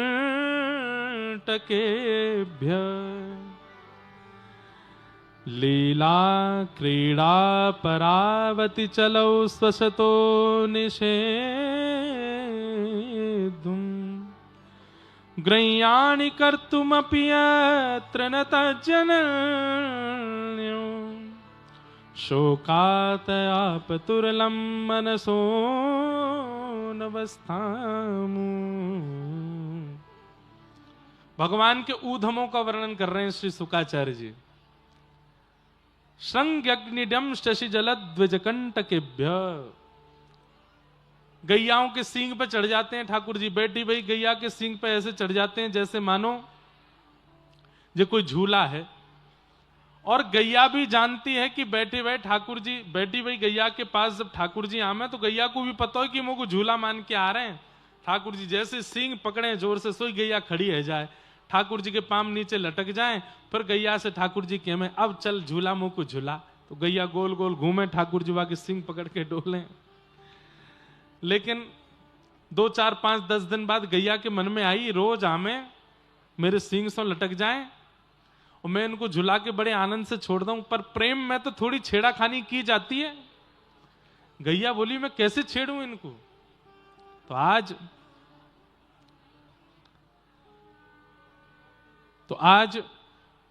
कहा भैया, तो आज श्री ठाकुर जी जैसे ही पहुंचे तो गैया के सींग से जैसे ही लटके, रोज तो गैया का अभ्यास है कि ठाकुर जी को कितनी गति से लेके जाना है, कितनी देर घुमाना है, पर आज गैया ने अपना मार्ग बदल दिया। रोज जहां जाती थी आज वहां नहीं गई। तो बोले कहां गई? बोले जहां 9 लाख गैयाओं का गोबर का ढेर है वहां गई। ठाकुर जी बोले हेरी गैया जी कहां लेके जा रही है? तू कहां की लेके जा रही है? अरे जब गोबर में काय को लेके जा रही है? मैया ने अभी नहा के भेजो मोए, मैं गोबर में सन जाऊंगा, मैया बहुत मारेगी मोए। अब गैया तो कह रही तभी तो आनंद आवेगा। सो गैया गई महाराज गोबर के ढेर के पास जाके गैया ने अपने सींग घुमाने शुरू किए। अब तो ठाकुर चला, मैया मैया देख तेरी गैया मोकू मार रही है, मैया देख जल्दी आ। अब थोड़ी देर में छोटे से ठाकुर जी के हाथ पकड़ जैसी ढीली भई, सोई ठाकुर जी गोबर में गले गले तक गोबर में जाके धस गए। पहली बार गोवर्धन बने आज। दौड़ी दौड़ी मैया आई, लाला तू कहां है? लाला कन्हैया तू कहां है? मैया ने आकर के जैसे देखी तो कहा पायो गोबर के ढेर में गले गले तक ठाकुर जी धसे भय। मैया बोली लाला मुंह को तो ऐसा लगे तू पूर्वजनों को सूकर दिख है, कितनों नभाओ धुभाओ शुद्ध करो या आके या गोबर में ही खेले। अरे मैया तू मुंह को पहले यहां से निकार। मैया जैसे तैसे अपनी लहंगा साड़ी ऊपर करके गोबर में भीतर गई, वहां जाके लाला निकारो। अब रोज तो लाला ऐसे गोद में ले लें, लेकिन आज मैया ऐसे लेके चल रही है लाला गोबर में सनो भयो पूरो। अरे मैया तू कहा कह रही मैं पूर्व जन्म को सू करूं? मैया बोली और नहीं तो का, कितनों नवाओ धवाओ सुंदर बनाओ या गोबर में आके खेले। मैया तू सांची कह रही है, तेने सुनी कभी? बोले कहा एक बराह नाम को भगवान भयो। बोले हाँ, वो मैं ही तो हतो मैया, मैं ही तो हतो वो। मैया तू जाने ना है? बोले कहा जय जय हूं मैं। मैया बोली हम बे मोह धोबो आवे ना, भोजन करो आवे ना, बने बरा भगवान, चल चुपचाप नहा ले चल। ठाकुर जी बोले मैया तू ऐसे दूर करके चल रही है, मुझको गोद में लेके चल ना, तू गंदो है रो, अपनी गोद में मैं नहा लूंगी। अरे मैया ऐसे कैसे ना लेगी, आज तो मैं तेरी गोद में ही जाऊंगा। मैया बोली बिल्कुल नहा लूंगी। सोई जैसे ही मैया लाल जी को नहवाने लगी, सोई ठाकुर जी दौड़ करके मैया की गोद में गए और जाके ऐसे रगड़ रगड़ के सबरो गोबर मैया के भी लगाए दियो। अकेलो नहीं नहाऊंगा मैया, तू भी नहा मेरे संग, तू भी स्नान कर। ऐसे ठाकुर जी लीला करें। श्रृंगी अग्नि, चूल्हा की लकड़ी लेकर के दाऊ दादा ठाकुर जी में कभी युद्ध है जावे। श्रृंग अग्नि डमष्टि, कितना सुंदर है। रोज ठाकुर जी मणि खंभ हैं नंद भवन में, उन मणि खंभ के पास जाकर के मुंह खोल के अपने दांत गिनते हैं कितने ने करे आए, और फिर अपने दांत गिनवे के बाद गैया के बछड़ा बछियान के दांत गिने। और जैसे ही ठाकुर जी की गिनती में बछड़ा बछिया के दांत ज्यादा आवे, सोई रोते रोते मैया के पास जा, मैया मैं हार गो। बोले क्यों? अरे वो गैया के बछड़ान के जल्दी दांत निकर रहे, मेरे ना निकर रहे, मेरे अभी 5 ही निकरे, 6 ही निकरे, एक तो हिल रहा है मैया, टूटवे वारो है। मैया बोली लाला तो पतो काय को? बोले काय को?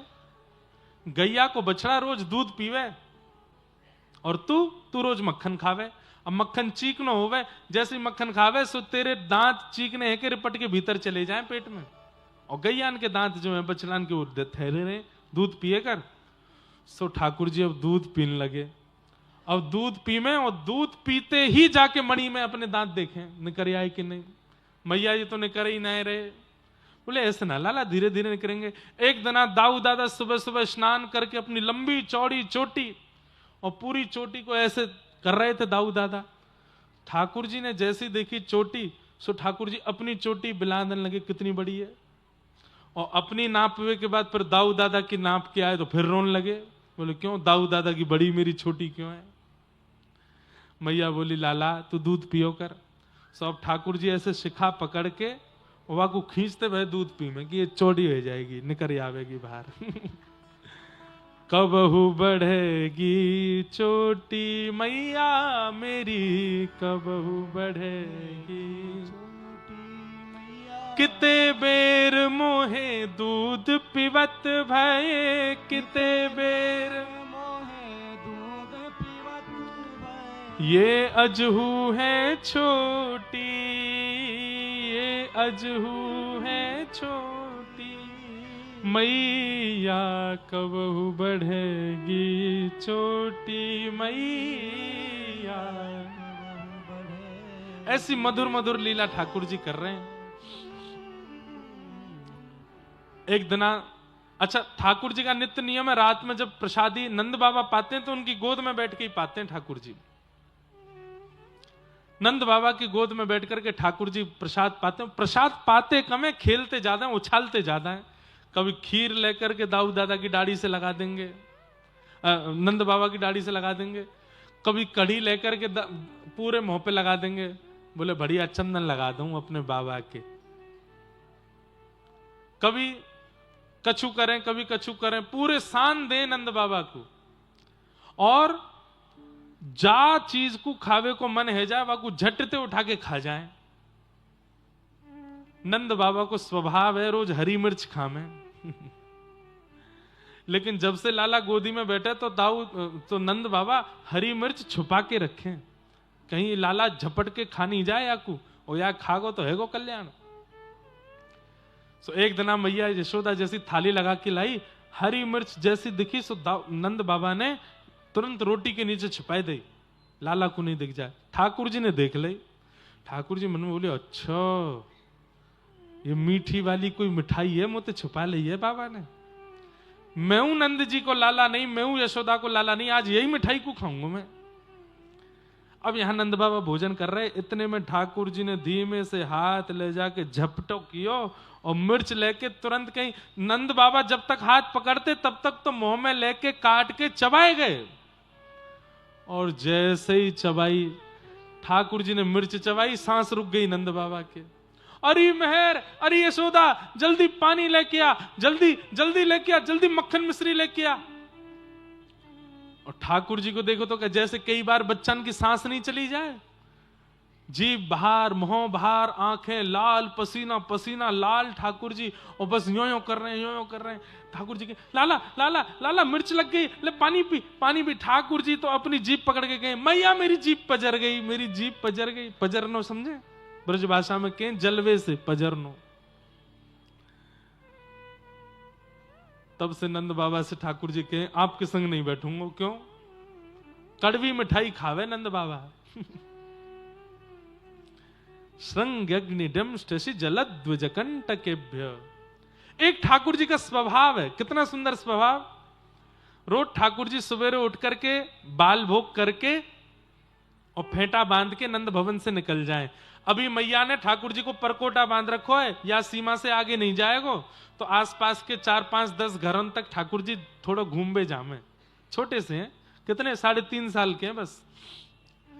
ठाकुर जी क्या करते हैं, गोकुल की गलियों में घूमते हैं, और जो भी त्रिपुंडधारी, ऊर्ध्वपुंडधारी, जटाधारी, चिमटाधारी, कमंडलधारी जो भी महात्मा मिल जाते हैं उनको जाके दंडवत प्रणाम करते हैं। और दंडवत प्रणाम करके क्या बोलते हैं, बाबा तू यहां डोल रहा हो, मैं सुबह तो ढूंढ रहा हूं, जान ना पहचान कुछ नहीं, अपने आप ऐसे ही। बाबा के नेक्सो से लाला कितनी प्यारी भाषा बोले, लाला तुमको जाने, अरे तुम मैं नहीं जानू, नंद बाबा ने मोसो कही कि एक त्रिपुंडधारी बाबा डोलो गोकुल में, वाकू बुलाए के लिया, यशोदा मैया ने 56 भोग बनाए, मैया आपको पवावे के काजे बैठी है। अरे हमारे घर में जब तक संत भोजन नहीं कर ले तब तक हम नए पामे, जल्दी पहुंचो, यशोदा मैया प्रतीक्षा कर रही है। अच्छा, नंद बाबा ब्रज के राजा हैं तो उनकी तो प्रसिद्धि है ही। संत महात्मा महाराज 1 को 2 को 3 ऐसे 10 को निमंत्रण दे आते हैं ठाकुर जी जाके, बिना घर पे बताए। संतों की टोली आकर के द्वार पर खड़ी हो जाती है। यशोदा मैया कहें जय हो, आज बड़े महापुरुष हमारे यहां पधारे। कैसे पधारे? मैया आपको नेक्स्ट से लाला मिलो, यो कह रहो कि मेरी मैया ने 56 भोग बनाए, भोजन पावे जाओ घर पे। एक दिन तो 100 के समान संत आ गए घर पे। अब यशोदा मैया लगी जल्दी जल्दी रसोई बनाने, या लाला है तो मैं बताऊंगी, हैं घर में बता के ना जावे, ऐसी राह चलते कोई कोई निमंत्रण दियावे, मेरे घर पे मैया प्रतीक्षा कर रही, जाके भोजन पाओ। मैया ने सबको भोजन पवाए, दक्षिणा बांटी, कंबल लत्ता जो भी सब दिए। ठाकुर जी लौट के आए, मैया ने पकड़े, यहां पे आ, अरे इतना ऊधम करे। कहा क्यों मैया मैंने? तू जाए कि सब जगह सब संतन ते जाएगू कहावे कि मैंने भोजन बना। आप लोगों को ब्रजभाषा समझ आ रही है ना भैया? 5 लोग बोलेंगे हाँ, 10,000 में तो कैसे बोलो, ब्रजभाषा में ही बोले ना। ठाकुर जी की भाषा है, ये समझो। और ब्रजभाषा बड़ी प्यारी है, समझनी चाहिए। हम ज्यादा कठिन शब्द नहीं बोलेंगे, नहीं तो आप समझ नहीं पाओगे, लेकिन धीमी बोले। मैया बोली अरे लाला इतना उधम करे, राह चलते हुए संतन को निमंत्रण दिया वे कि मेरे घर जाए के भोजन कर लो।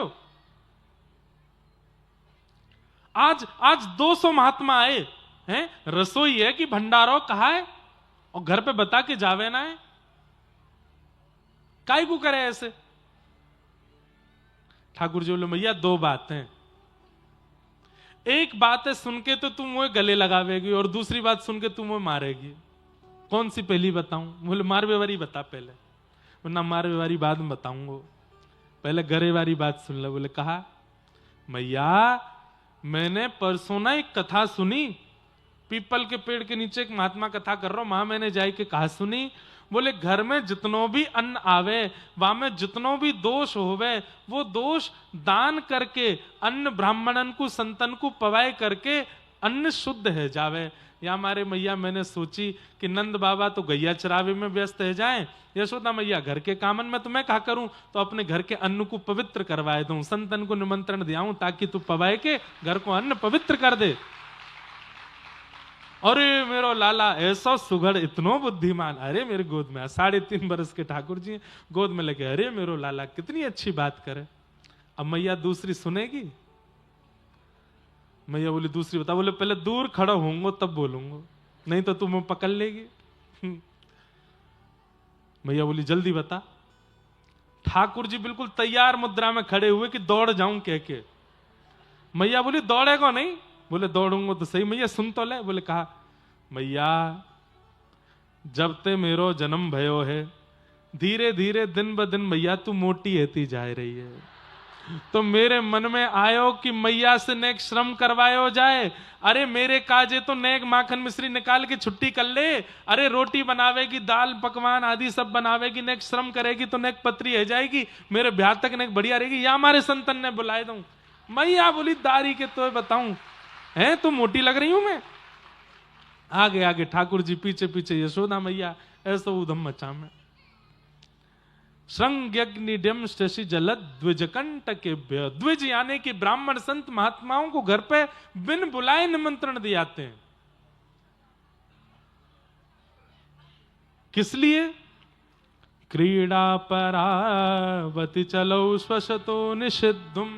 क्रीड़ा करने के लिए, आनंद करने के लिए, उत्सव मनाने के लिए ठाकुर जी ऐसे ऐसे उधम मचाते हैं। एक दिन भगवान सब ग्वाल बालों के संग खेल रहे थे, तो भगवान के ग्वाल बाल कौन है? तन सुखा, मन सुखा, धन सुखा। अब यहां पे तन सुखा का आप लोग अर्थ मत लगाना कि तन से जो सुखी है, यहां पे बड़े ऊ की मात्रा, तन सूखा, तन से जो पत्रो दुबरो है, तन सूखा। एक मन ते दुखी है, पूरे दिन रोते रे। ठाकुर जी कहे, अरे लाला तू रो काई को रो है? बोले मैं रो ना रो लाला, मेरो चेहरा ही ऐसा। ठाकुर जी बोले तेरो नाम है मन सुखा। कई लोग ऐसे होते हैं, उनको देख के मन में आता है कि रो क्यों रहे हैं? बोले रो नहीं रहे, चेहरा ही ऐसा है इनका। ऐसे ही ठाकुर जी ने देखी पत्रो दुबरो, तो वहां को नाम धर दियो तन सुखा। एक मोहते ऐसो कि रोवे वारो, बस रोवे ही वार, आंसू निकरवे ही वारे हैं, ठाकुर जी ने वहां को नाम धरो मन सुखा।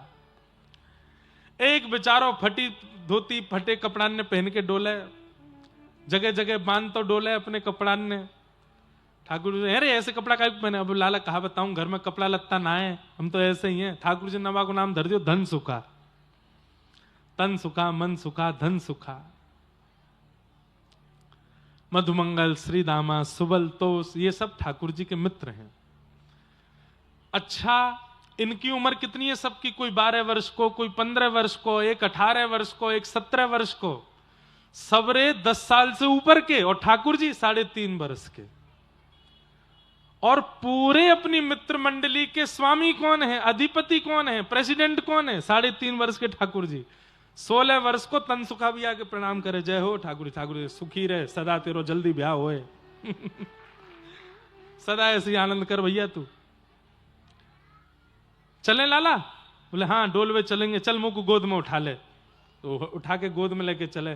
बाकी के सब जय जयकार, ओ हो नंद जी के लाला की जय, ब्रज प्रतिपालक की जय, यशोदा मैया के बालक की जय। छोटे से ठाकुर जी जय जयकार कराते डोले अपनी। ठाकुर जी ने एक दिन खेल खेल में अपने ग्वाल बालन की अच्छे से नेक पिटाई कर दी, तो सबरे रोने लगे। ठाकुर जी बोले रो काई को रहे हो?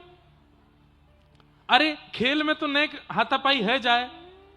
अरे हम लोग गोकुल के निवासी हैं, हजारों हजारों गैया जाके घर में हैं, और खूब गैया को रस, खूब दूध घी दही खावे वाले हम गोकुलवासी हैं, नेक नेक सी पिटाई में रो रहे हो? तो एक ब्रजवासी बालक बोलो, लाला तू तो राजा को छोरा है, तेरे घर में दूध घी दही की कोई कमी थोड़ी है, हम तो गरीब हैं लाला। और ऊपर ते कंस ने हमारे ऊपर कर लगा रखो है, टैक्स। हम कोई भी अपने घर में दूध घी दही रख ना सके, सब मथुरा भिजवाना पड़े। तू तो भैया राजा को बेटा है, तो खावे पीवे को मिले। ठाकुर जी बोले मतलब ब्रजवासी अपने घर में गौरस नहीं रखते? बोले ना, कंस के सैनिक रोज घर की जांच करने आते हैं। कोई भी ब्रजवासी यदि थोड़े से ज्यादा घी दूध दही अपने घर में रख लेता है, उसने नियम बना रखा, 1 पाव 1 सेर 1 किलो ऐसे करके घी दूध दही घर में रख सकते हो, इससे ज्यादा नहीं, बाकी सब मथुरा देना पड़ेगा। ठाकुर जी बोले ये तो गलत है। बोले कहा करें? बोले अब मैं ब्रजवासियों को समझाऊं, अभी मेरी आयु बहुत कम है, मेरी बात मानेंगे नहीं। दूसरे तरीका से, गौरस गोकुल में ही रहना चाहिए, मथुरा नहीं जाना चाहिए। क्या करें? बोले चोरी करके खाएंगे, चोरी करेंगे, फोड़ देंगे, दारी के ब्रज में ही रखेंगे या मथुरा वाले के पास जान नहीं देंगे। ठाकुर जी ने चोरी क्यों शुरू की? ताकि गौरस मथुरा ना जावे, गोकुल में ही रहे। गौरस का मतलब क्या है? गौरस का मतलब क्या है? व्यक्ति के जीवन में संचित किए गए पुण्य गौरस है। ठाकुर जी कह रहे हैं उन पुण्यों का हरण कोई संसारी विषय ना कर ले, हमारे पास ही रहे। इसलिए ये पूरी लीला इस प्रकार से ठाकुर जी चोरी कर करके उस रस को वहीं रख रहे हैं। ग्वाल बाल बोले लाला तू जो कहेगो सो करेंगे, लेकिन चोरी नहीं करेंगे। ठाकुर जी बोले क्यों? चोरी क्यों ना करोगे? मैया के लाला तू जो करियो, पर चोरी कभी मत करियो, क्योंकि चोरी करवे तो ब्याह ना होवे। कोई अपनी छोरी को ब्याह ना करेगो लाला हमते। ठाकुर जी बोले हम बे पतर पूछरा से तो तुम सब रह रहे हो। अब पतर पूछरा जानते हो? झाड़ू लगाने वाली सीख होती है ना, जितनी पतली उसको बोलते हैं पतर पूछरा। जो बहुत पतले दुबले होते हैं उनको ब्रज भाषा में कहें पतर पूछरा सो है। ठाकुर जी बोले पतर पूछरा से तो सब रह रहे हो, वैसे ही तुम्हारे ब्याह हेवे वारे ना है तो चोरी कर लियो। अरे नेक मक्खन खामेंगे, दही खामेंगे, दूध पीमेंगे, नेक शरीर बनेगा हमारा। ब्रजवासी बोले ना लाला चोरी नहीं करेंगे। तो ठाकुर जी बोले तो तुम सब ब्रजवासी हमारे संग आनो जानो खेलनो बंद करो, अपनी लीला अलग से कहीं और कल्ले करो, मैं और दाऊ दादा अकेले खेलेंगे। ब्रजवासी बोले ना लाला तू जो कहेगो सो करेंगे, पर हमसे दूर मत जावे। तो ठाकुर जी बोले आज रात जितने अच्छे काम करने सब आज कर लो, कलते तो चोरी होएगी ब्रज में। बंधुओं कितनी बढ़िया युक्ति दे रहे हैं ठाकुर जी, जितने अच्छे काम करने आज करो, गलत काम सब कल करेंगे। और फिर सुबह उठ करके फिर से यही बात बोलो, जितने अच्छे काम सब आज करने हैं, गलत काम सब कल करेंगे। अगले दिना ठाकुर जी ने ग्वाल बालन से कही पहले हम अपने घर पे करके देख लें कैसी होवे चोरी, फिर बाहर करेंगे। आज ठाकुर जी उठ करके गौरस भंडार में गए।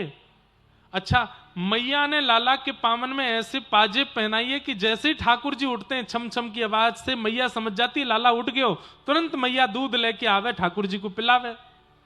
लेकिन आज ठाकुर जी उठे, अपनी पाजेब हाथन से पकड़ी, कहीं आवाज नहीं आ जाए, और धीमे धीमे चल करके ठाकुर जी गौरस भंडार में पहुंचे, अपने ही घर के। और वहां जाकर के एक मटकी के ऊपर से हाथ हटाए करके जैसे ही ठाकुर जी ने पानो शुरू कियो, इतने में ही ठाकुर जी की दृष्टि सामने पड़ी, एक खंभ के ऊपर मणि लगी थी, और मणि में जैसे ही ठाकुर जी ने खुद को देखा, खुद को देख के ठाकुर जी जो से डर के मारे भागन लगे वहां से। अरे मैं चोरी ना कर रहा हूं, मैं चोरी ना कर रहा हूं, मैं चोरी ना कर रहा हूं। इतने में ठाकुर जी ने देखी, अरे तेरे भी मुंह पे मक्खन लगाओ, मेरे भी मुंह पे मक्खन लगाओ, अपने आप से ही बात कर रहे हैं। अच्छा, तो तू सुबल तनसुका मनसुखा को कोई मित्र दिखे, तू भी चोरी कर भी आयो है मेरे दारी के, मेरे घर में चोरी कर भी आगो, चल कर ले, यशोदा मैया आवे वासे पहले कर ले। मैया को लाला की आवाज आ गई थी, इतने में मैया आकर के द्वार पे खड़ी खड़ी चुपचाप देख रही है लाला कहा कर रहा है।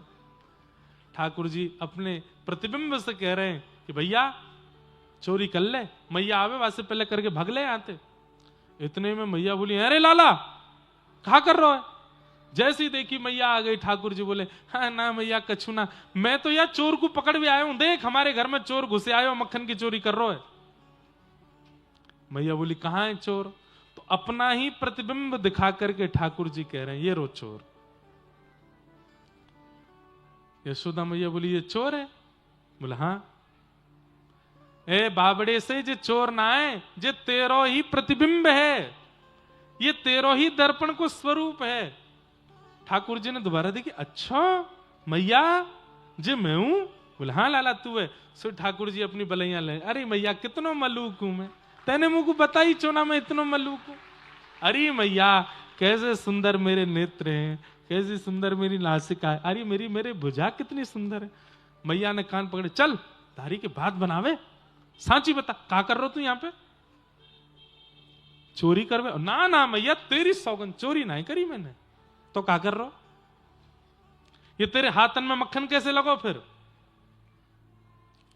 मैया तेने ये पद्मराग के कंगन मेरे हाथ में पहना रखे, मैं जब धूप में निकस के जाऊं तो धूप पड़वे ते मेरे हाथ में जलन है गई। तो कल मेरा एक सखा है मधुमंगल, वहां ने मुझसे कही लाला यहाँ पे ने घी लगा लेगो, मक्खन लगा लेगो तो जलन नहीं होगी। यहाँ हमारे मैया में तो हाथ बोर के बैठो भीतर कि मुझको जलन नहीं हो गए। मैया बोली अच्छा चल लाला, यहाँ की जलन तो है गई ठीक, ये यहाँ कौन सी जलन है रही तेरे? अरे मैया मैं तुमको कहा बताऊं, मैं तो ऐसे हाथ बोर के बैठो, इतने में निगोरी एक मक्खी आई के बैठ गई मुंह पे, वह उड़ावे के काज में नहीं हो क्यों तो मुझे मुंह पे लग गो। मैया मैंने चोरी ना करी। यशोदा मैया चिंतित हो गई, लाला तू चोरी भी करन लगो और झूठ भी बोलन लगो, और मेरी सौगंध और खा रो है। सौगंध खावे ते मर जावे और कहीं में चली गई तो का नंद बाबा दूसरी मैया लिया आवेगो। मैया बोली रुक जा दारी के तो बताऊं मैं। ऐसी ऐसी ठाकुर जी बात करे, यशोदा मैया सब ब्रजवासियों के चित्त का हरण करते हैं कि वत्सान मुंचन क्वचित समय क्रोश संजात हास स्तेयम स्वादद्यधिपयः कल्पित स्तेय योगै मरकान भोक्षण विभजति सचेन्नात्रिभाण्डं भिनत्ति द्रव्यालाभे सग्रह कुपितो यात्युपक्रोशतो कान। कैसे कैसे गोपियों के यहां ठाकुर जी चोरी करते हैं, उन सब का प्रसंग यहां बताया गया। सब भाव ठाकुर जी के सुनाए गए। अब धीरे धीरे ठाकुर जी ने और बड़े भय। एक दिन मैया के घर की हंडी फोड़ दी, सो मैया ने पकड़ के लाला उखल से बांध दियो। ठाकुर जी उखल को खिसका खिसका के आगे बढ़े तो दो वृक्ष स्पर्श किए, दोनों वृक्ष टूट करके गिर पड़े। नल कुंवर और मणिग्रीव कुबेर के पुत्र प्रकट हुए, दोनों ने भगवान की स्तुति गाई। वाणी गुणानुकथने श्रवणौ कथायाम हस्तौ च कर्म सुमनस्तव पादयोर्नः स्मृत्याम शिरस्तव निवास जगत प्रणामे दृष्टि सताम दर्शनेस्तु भवत्तनूनाम। बहुत सुंदर है ये श्लोक, ध्यान से सुनिएगा। मैं जल्दी इसका अर्थ बताऊं तो गोवर्धन लीला की ओर चलते हैं, लाल जी भी आने वाले हैं। यहां पर नलकुवर मणिग्रीव कुबेर के पुत्र हैं, मैंने पूर्व की कई कथाओं में, और आपने सुना भी होगा कि ये दोनों वृक्ष क्यों बने। नारद जी ने इनको शाप दिया था, पर आज इन्होंने ठाकुर जी से क्या मांगा? वाणी गुणानुकथने, हमारी वाणी आपकी कथा का गायन करे। श्रवणौ कथायाम, हमारे कान आपका श्रवण करें। हस्तौ च कर्मसु मनस्तव पादयोर्नः, हमारे हाथ आपकी सेवा करें, मन आपके चरणार बिंदों का स्मरण करे। और स्मृत्याम शिरस्तव निवास जगत प्रणामे, स्मृति में सदा आपके चरणों में हमारा सिर झुका रहे, हम आपको प्रणाम करते रहें। लेकिन दृष्टि ही सताम दर्शनेस्तु भवत्तनूनाम, कानों के लिए कथा मांगी, जिह्वा के लिए गुणानुवाद मांगा, मन के लिए स्मृति मांगी, बुद्धि के लिए प्रणाम मांगा, पर दृष्टि के लिए भगवान का दर्शन नहीं मांगा इन्होंने। बहुत ध्यान से सुनने वाली बात। सब इंद्रियों के लिए भगवान की वस्तु मांगी, पर नेत्रों के लिए ठाकुर जी के दर्शन नहीं मांगे। तो क्या कहते हैं? दृष्टि सताम दर्शनेस्तु भवत्तनूनाम, आपके दर्शन हमारे नेत्र करें। नहीं नहीं नहीं, बोले आपको भजने वाले, आपकी कथा सुनाने वाले, आपका अनुभव कराने वाले आचार्य वैष्णव भक्त वृंदों के दर्शन हमारे नेत्र करें नाथ, ऐसी कृपा कर दो। आपके तनु दर्शन में भगवत दर्शन नहीं मांगा, दर्शन में भगवत तनुओं का दर्शन मांगा। यह विशेषता है नलकुवर मणिग्रीव की स्तुति की। तो इस प्रकार भगवान के सुंदर स्तवन किए।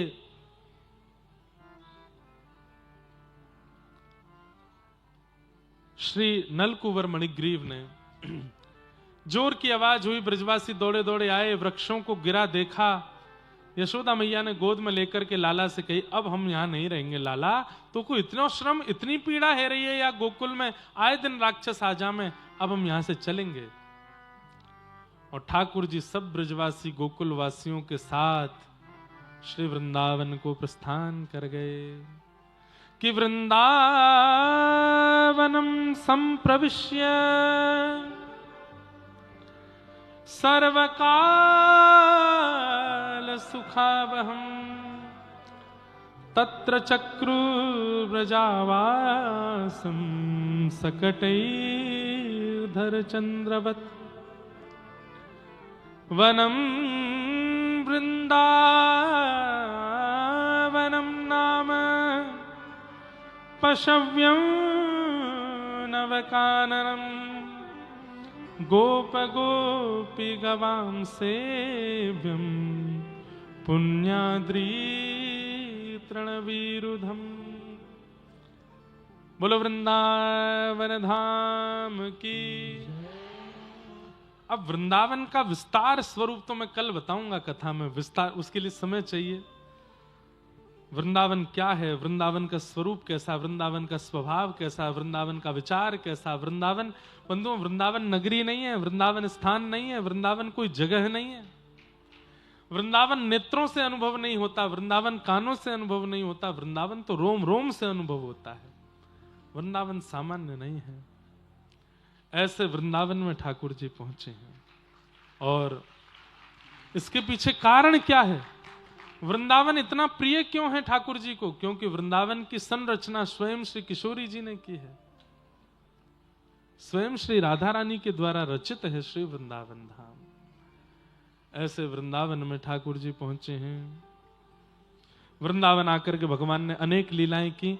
अघासुर का वध किया, वन्य भोज करके ग्वाल बालों के साथ सुख लिया। ब्रह्मा जी को मोह हुआ, ब्रह्मा जी ठाकुर जी के ग्वाल बालों का हरण करके ब्रह्मलोक ले गए। तत्पश्चात ठाकुर जी ने ग्वाल बालों का रूप धारण किया। अब इन सब प्रसंगों में इतने विषय हैं, इतने अच्छे अच्छे भाव हैं। एक सुंदर भाव हमारे पूज्य नाना जी और सुनाते थे, सुना देता हूं। ब्रह्मा जी जब ग्वाल बालों का हरण करके ले गए तो ठाकुर जी ही ग्वाल बाल बन गए थे। उसी समय पूर्णमासी, एक बरसाने की एक पूर्णमासी थी, उन्होंने हल्ला कर दिया पूरे ब्रजमंडल में। बोले क्या? बोले भैया अगले 12 साल तक ऐसा योग आ रहा है कि किसी के भी ब्याह नहीं होंगे। ध्यान से सुनिएगा। पूर्णमासी ने हल्ला किया कि अगले 12 साल तक ब्याह नहीं हो पाएंगे, ब्याहों का योग नहीं है। इसलिए कछु दिना की बात है, सब गोप ग्वालन से मेरी प्रार्थना, अपनी कन्यान को ब्याह गोप ग्वालन से कर दो और भले ही गौना 12 साल बाद करा दियो, ब्याह अभी कर लो। तो उस समय पर ग्वाल बाल तो थे ही नहीं, सबको ब्रह्मा जी हरण करके ले गए, सबके रूप में ठाकुर जी थे। इसलिए व्रज की जितनी भी गोपियों के साथ ठाकुर जी ने रास विहार किया वो कोई गलत क्रिया नहीं है। क्यों? क्योंकि अन्य भाव से सबका ब्याह ठाकुर जी से हो चुका है। पूर्णमासी के भाव से सब ग्वाल बाल जिन गोप कन्याओं को ब्याहे थे, जिन गोप कन्याओं से इन सब का ब्याह हुआ, वास्तव में तो ये सब गोपियां ठाकुर जी की पत्नी बन चुकी हैं। सबका ब्याह ठाकुर जी से हो गया। व्रज की ऐसी बड़ी अंतरंग अंतरंग लीलाएं हैं, अंतरंग भाव हैं, जिनको अगर व्यक्ति समझे तो भगवान के कभी लीला पर प्रश्न चिन्ह नहीं उठा सकता। इन सब गोपियों का ठाकुर जी के साथ में विवाह संपादित हो गया। ब्रह्मा जी ने आकर के भगवान से क्षमा मांगी, बोले नाथ मुझसे गलती हो गई। ठाकुर जी ने ब्रह्मा जी को क्षमा नहीं किया। ठाकुर जी गौचारण करने लगे। गोपाष्टमी के दिन से गौचारण प्रारंभ हुआ। यशोदा मैया ने लाला के खूब सुंदर गौ भाव के मनोरथ किए। बंधुओं, गोपाष्टमी इसलिए नहीं है कि ठाकुर जी ने उस दिन गौचारण किया। वास्तव में समुद्र मंथन के दिन गैया समुद्र से जब प्रकट हुई है वो गोपाष्टमी का दिन था, इसलिए उसको गोपाष्टमी कहते हैं। सुरभि गौ माता का जन्म दिवस है, वो प्राकट्य दिवस है। उसी दिन ठाकुर जी ने गौचारण भी किया, इसलिए गौचारण और गैया का प्रादुर्भाव दोनों एक ही दिन हुए। इस भाव से गोपाष्टमी का उत्सव मनाते हैं। तत्पश्चात भगवान की अन्य अन्य कई लीलाओं का अनुभव कराया। ब्रजमंडल में 2 बार आग लगी, दोनों बार ठाकुर जी पी गए। कालिया नाग का एक विषैला सर्प जो कि यमुना जी में प्रविष्ट हो गया था, भगवान ने उसका वध किया, उसको यमुना जी को उससे मुक्त करा के उसको प्रभाषित क्षेत्र में भेजा। वेणु गीत का सुंदर प्रसंग आया जहां ठाकुर जी गौ चारण करने जाते हैं और गोपियों को ठाकुर जी की उस रूप माधुरी का दर्शन घर बैठे बैठे हो जाता है। ऐसे उस वेणु गीत का प्रसंग सुनाते हुए आज ठाकुर जी गौचारण करके लौटे। पूरे व्रजमंडल में 56 भोग मनाए जा रहे थे। ये सब विषय जितने हमने जल्दी जल्दी कहे सबको विस्तार से हम कल सुनाएंगे। कल व्रज वृंदावन की प्रमुख लीलाओं का अनुसंधान करेंगे। आज गोवर्धन लीला करके हम कथा को विश्राम की ओर ले चलेंगे। दूसरा, जय श्री राम। फिर से कथा सुनाएंगे आप सब लोगों को। खूब सुख मिला, खूब आनंद आया।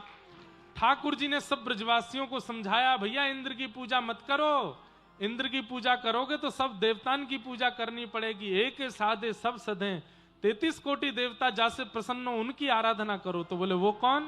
बोले वो साक्षात नारायण है, और वही नारायण हमारे व्रजमंडल में श्री गोवर्धन के रूप में विराज रहे हैं। चलो सब गोवर्धन की पूजा करवे। ब्रजवासी पहले तो आनाकानी करने लगे, बाद में ठाकुर जी की बात मान करके सब लोग ब्रजवासी ठाकुर जी के साथ गोवर्धन को गए हैं। नाचते गाते हुए सब लोग जा रहे हैं।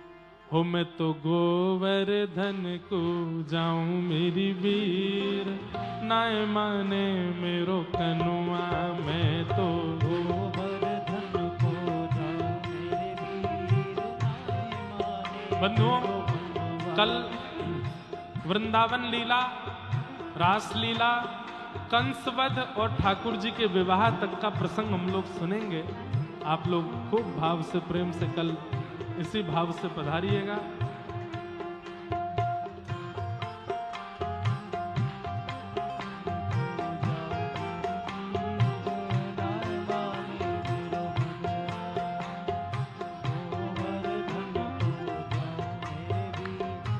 आइए, मैं तो गोवर्धन को जाऊं मेरी वीर, नाय माने मेरो मनुआ। श्री ठाकुर जी सब ब्रजवासियों को लेकर के गोवर्धन पहुंचे, जाकर के 56 भोग लगाए। गिरिराज बाबा प्रकट हो गए, 56 भोग पवाए।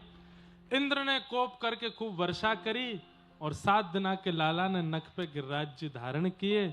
7 दिन 7 रात्रि तक धारण करने के बाद पुनः विराजमान किए। बोलो श्री गोवर्धन नाथ की। अब इस पूरे संस्मरण का विस्तार हम लोग कल सुनेंगे। आप सब लोग समय से पधारेंगे। अभी लाल जी की आरती होगी, आरती के पश्चात हम सब लोग आनंद से प्रस्थान करेंगे। एक पद और ठाकुर जी के सुंदर गिरवर धारण का करके उसके बाद हम लोग प्रस्थान करेंगे। हो नख पे धार लियो गिरिराज नाम गिरधारी पा